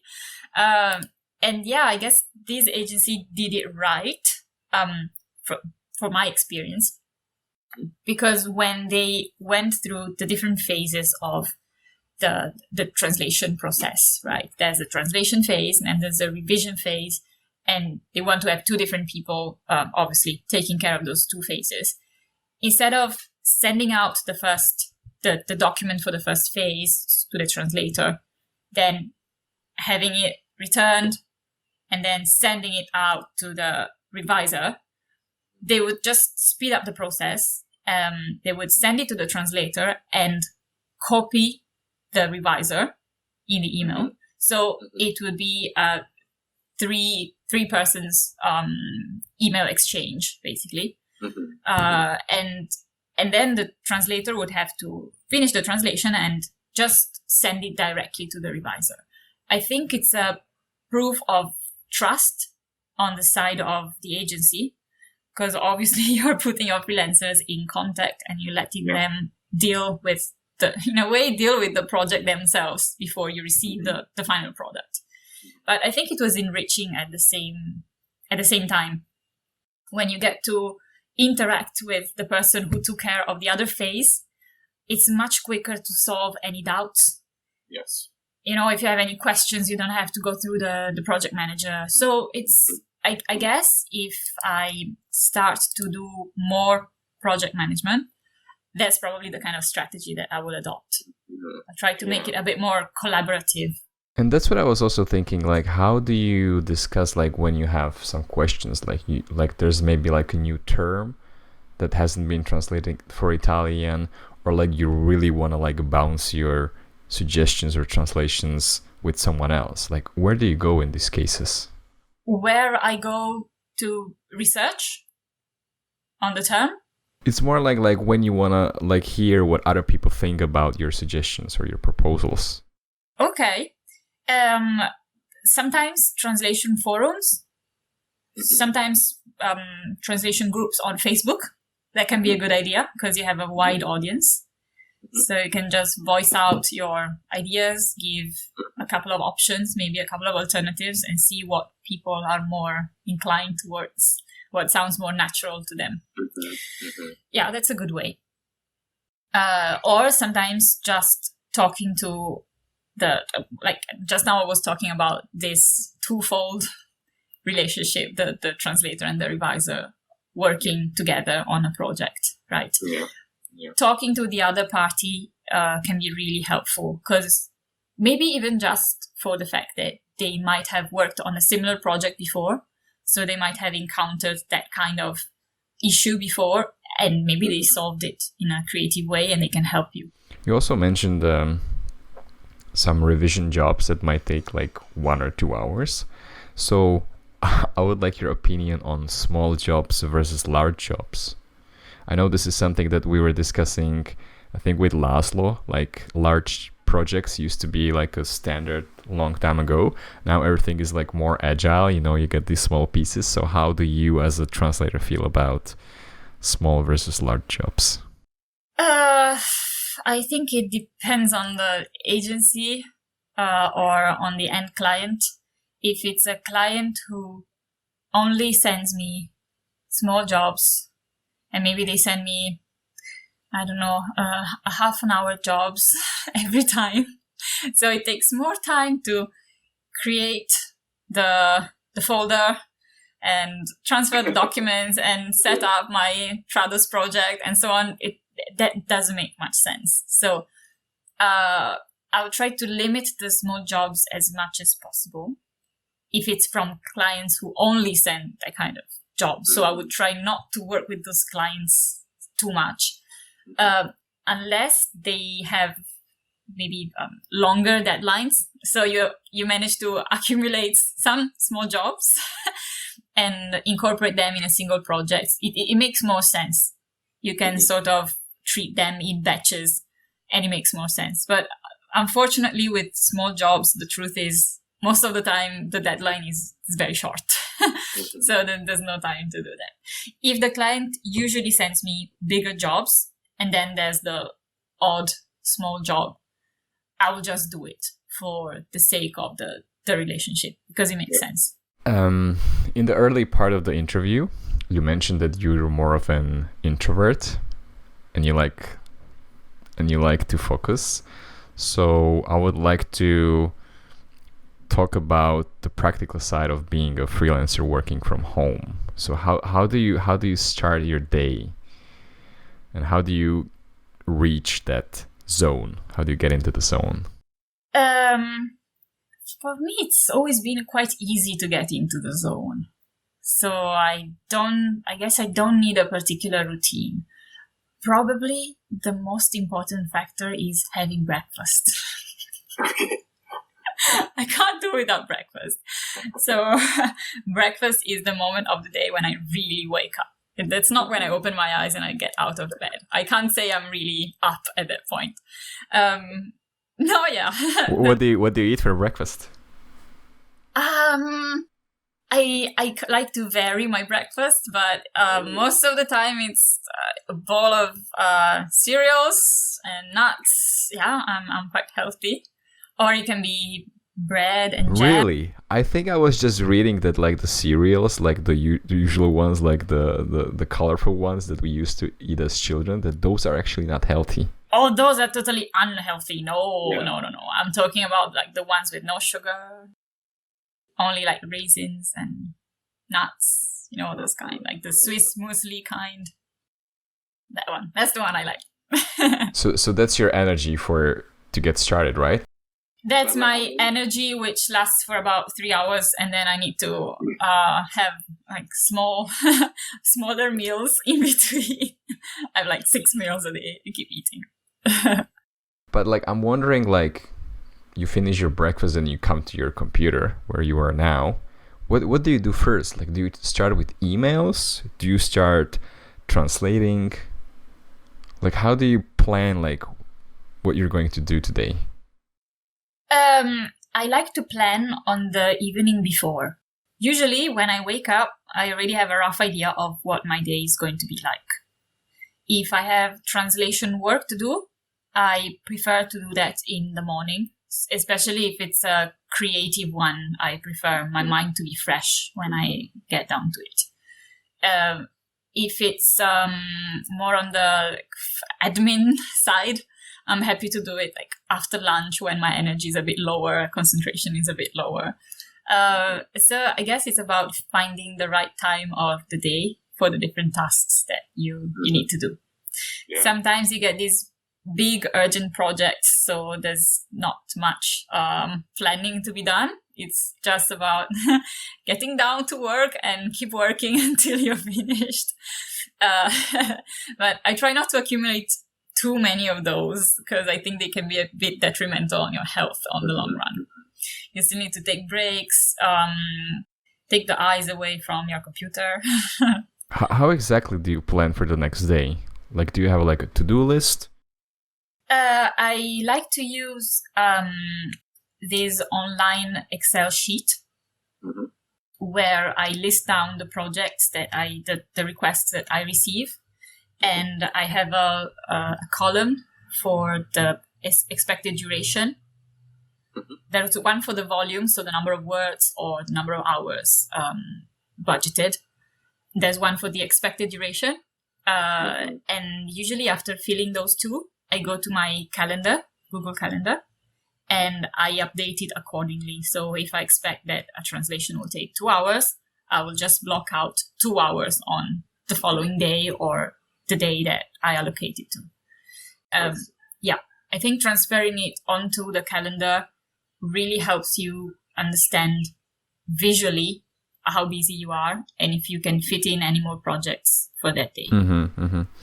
Have you ever tried using to-do lists, or does the calendar work better for you?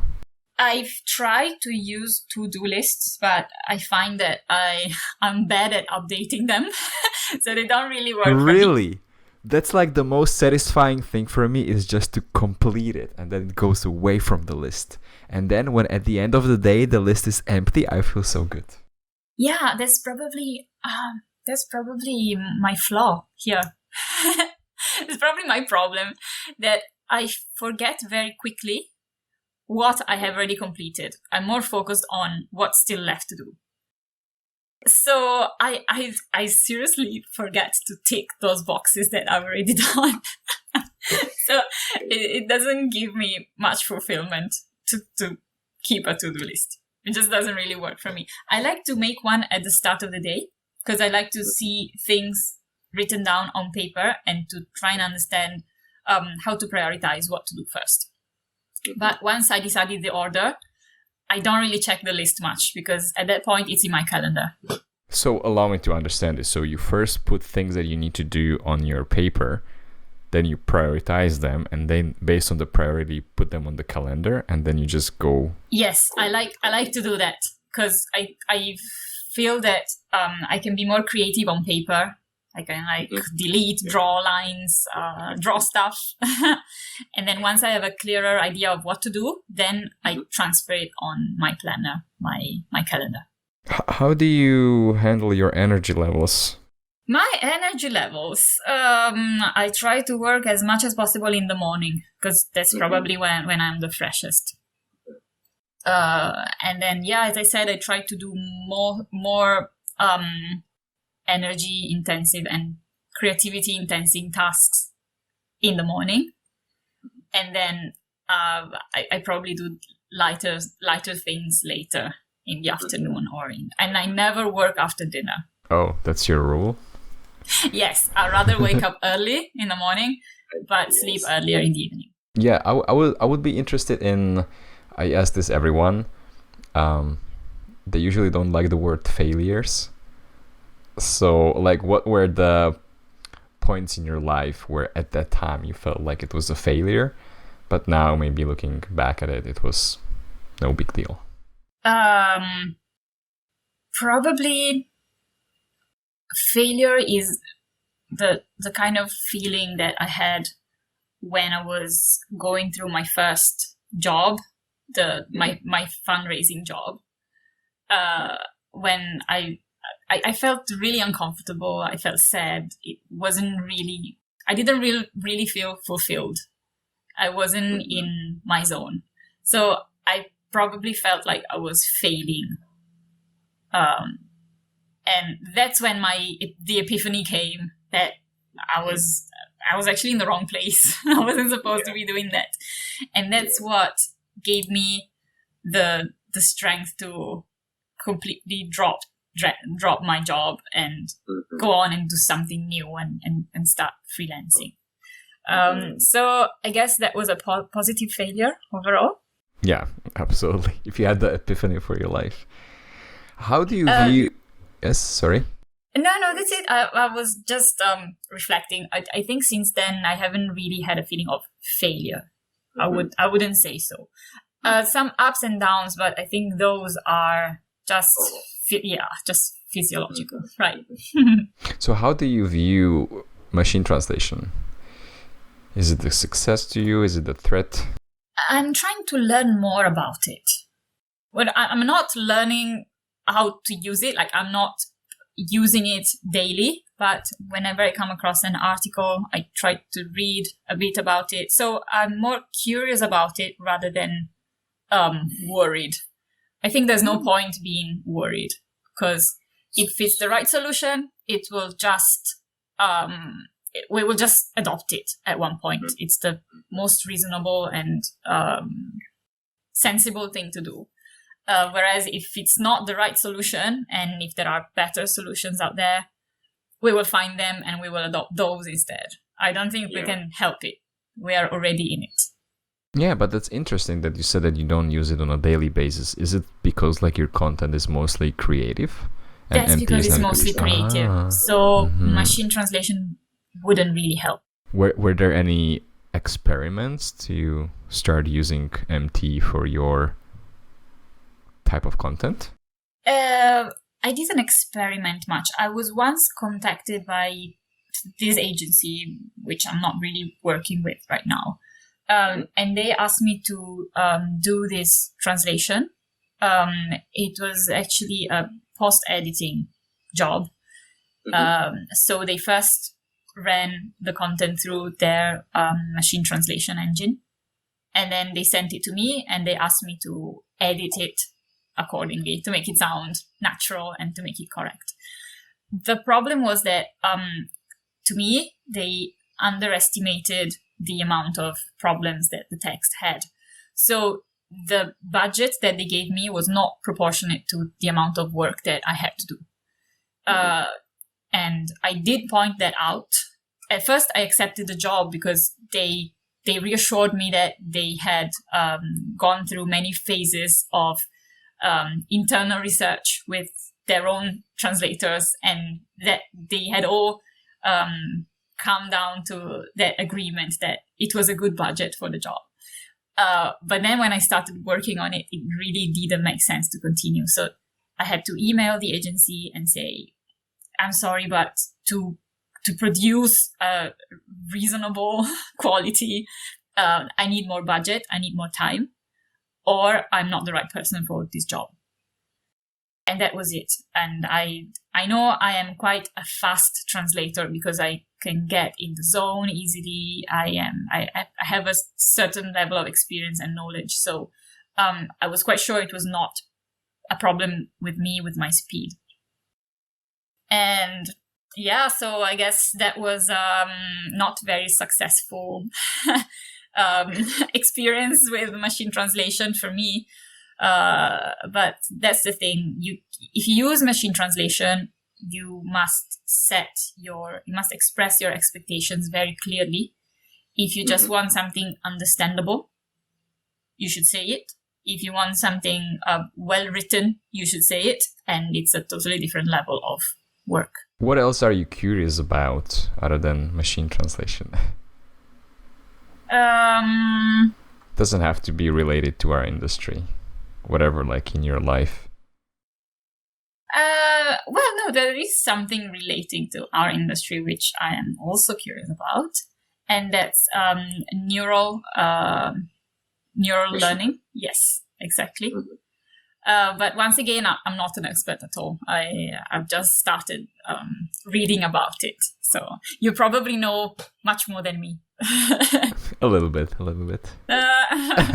Do you want to delight us, or shall we leave this to the next time? We're running out of time. Yeah. No, the only thing that I did this because, like, I think I was sharing this already, because, like, I hear machine learning and deep learning, like, from all sources.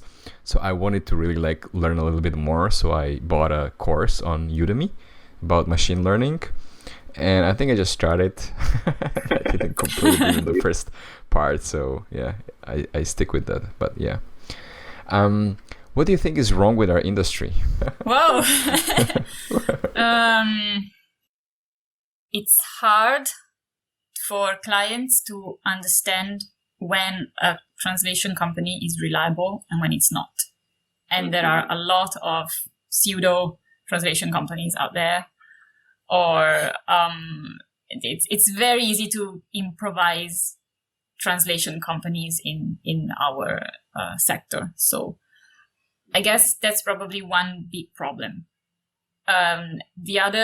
The flip side of the coin is that as a translator, sometimes it's not so easy to find reliable clients, agency clients.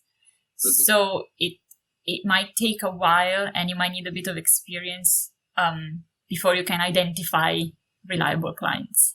So I guess this is probably the biggest issue right now. I agree with the first point because we were already talking about this earlier. But I'm wondering, like, what do you think, like, the end clients should do about it? So they know that they're using actually the good translation companies. I guess doing as much research as they can on the company. So not just visit their website once and it looks professional. It seems like these guys are doing it right. They have nice pictures. They're smiling. They're wearing suits. They treated me to a nice lunch, so they must be good guys. Not necessarily. Yeah. So there are websites where you can hear the views of other people working for the company as well. And so, for example, there's one, I think it's called Glassdoor. That's where you can go and read the reviews of the employees or the external collaborators of the company. I think it's important, especially if you have some kind of ethical values that you want to apply to the providers that you work with. What are your plans for the future? What are you excited about in 2020? Well, given the current situation. Yeah, I was waiting for that add up. I am trying not to make too many plans. No, the thing is, so much has changed in my life in the past few years. I moved around quite a lot. It's hard for me to make plans now, but I would say I would try to build my business and to probably deepen my knowledge. Well, that will never end. I mean, I will keep learning and keep specializing as much as possible. That's the key. And also, I will try to stay curious about the developments in both the economy and our industry. And I will try to widen my client base. because when this kind of crisis happen, things can really flip in a second, and you need to be protected. Yeah. You need to try to spread your eggs as much as possible. The favorite questions. What is your favorite cat tool? Oh, well, I've tried a few, but I've mainly been using Trados, so I would say it's my favorite one. Favorite software in general? What do you mean? Like, for example, Google Calendar, or like anything outside of translation tools. Maybe the calendar is the most essential for my business. Is it also your favorite, or is it just essential? What is like favorite, like you really like to use it? I will go for a combo of my calendar and my spreadsheet, my Google Sheet. Very, very practical. That's the best pair. Why? What's yours? I'm curious now. That's a good question. I think I would say probably Toggle. That's where I track my time. So I track like every minute how I spend it. So that then at the end of the week I can like revise like where I spend my time and how I'm spending my time and my life, pretty much. Yeah. I've been doing that for a long time too. Oh, you too? Oh, awesome. Yeah, it's in my dashboard. And then my counterpart to your combo would be Todoist, because like I said, I prefer to-do lists other than calendars. So Todoist, I use it a lot these days. Good. Okay, favorite word in Italian? Favorite word in Italian? Impossible, no. It's impossible. I have too many. Like once in a while I rediscover a word. It just pops into my mind with no specific reason. I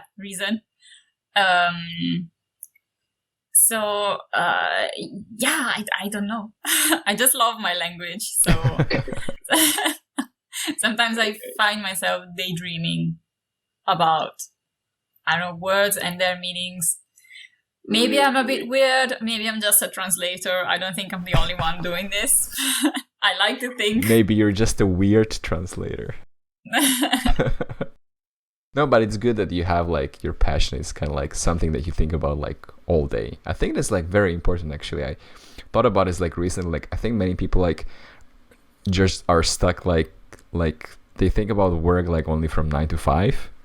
Yeah. You know, and like once they're gone, they're just like, okay, finally I'm free, you know. But like if you actually do like what you really love, I think it's like you cannot stop thinking about it sometimes. Yeah, it's a huge element of luck, really. You think it's about luck? No, sorry. What I mean is if you manage to work in something you love, that you can consider yourself really lucky, because not everybody get to do it. I don't mean that it's just a matter of luck. Not at all. It's a matter of hard work, going out there and insisting with clients, with agencies, and so on, promoting your services. Things don't happen overnight. It takes time and energy. What is your favorite TV show? That's another difficult one. I prefer reading rather than watching TV. Okay. So I've only started using Netflix last month. Oh, because of COVID, right? Well, yes and no. No more because my fiance wanted to watch this series, and I thought, yes, why not? Let's watch it together. So what was the series? So we are watching the new season of Money Heist right now. Money Heist. Oh, yeah. Yeah, my friend was just telling me that they were binge watching Money Heist like the whole weekend, so they didn't do anything, just watch Money Heist. Yeah, it's a bit like a drug. I mean, they have some great hooks. The moment you finish one episode, you just want to like jump to the next one straight. Do you watch it in Spanish? Yes, with subtitles. With subtitles for your fiance, right? Well, for me as well. I don't speak Spanish. Being Italian, I can understand maybe 70% of what they say, especially when they speak fast. It's not easy to understand. But I do understand part of it, and usually during the series when there's some recurring expression. So they often say ahora, which means now, right? And then I would have my fiance repeating it without really knowing what it means. It just repeats the sounds, and it's really funny to me because I can understand what they mean, whereas he can't. Does he have the Singlish accent? Of course, he's very Singlish. But one interesting thing about people in Singapore, especially the younger generation, is that I noticed they can code switch very easily. So when they speak among themselves or among in a group that they feel will understand, they use Singlish. So they use the local dialect.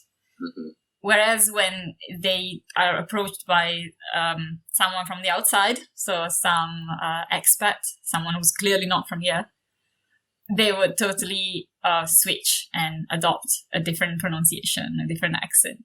It's interesting for a linguist to live here. So you like reading books. Who is your favorite fiction character? I don't have one. I like variety. So I really don't have one.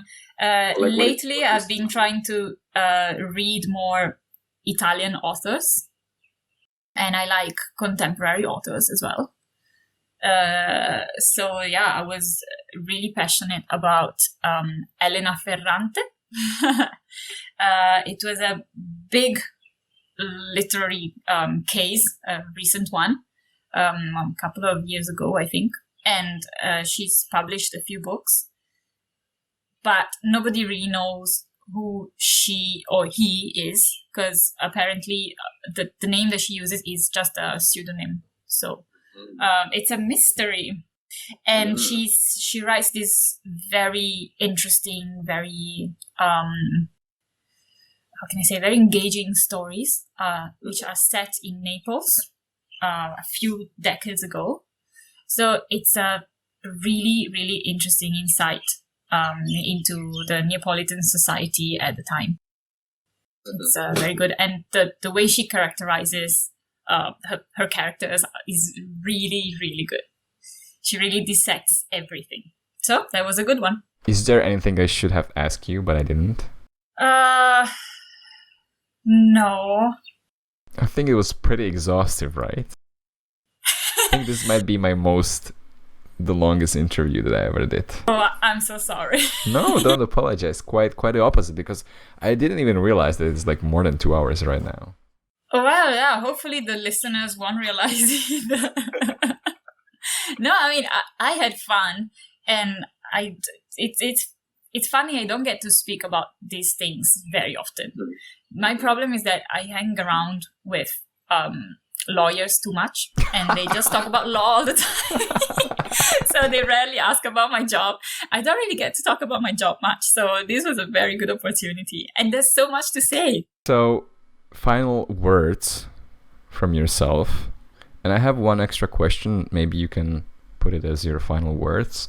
What is the advice that you would give to new translators or people who are thinking of starting a career as a translator? My main advice would be curious and be open to new opportunities. Be brave and go find those opportunities, because they won't just fall from the sky into your lap. It's not that easy. And be ready to learn. Just keep learning for your whole life. And I don't think this only applies to translators. I guess nowadays, with things evolving, it's simply the future for most jobs. You have to keep learning. You can't expect to be working on the same task for the rest of your life. Yeah, I guess that's the main thing. And also for translators, travel as much as possible.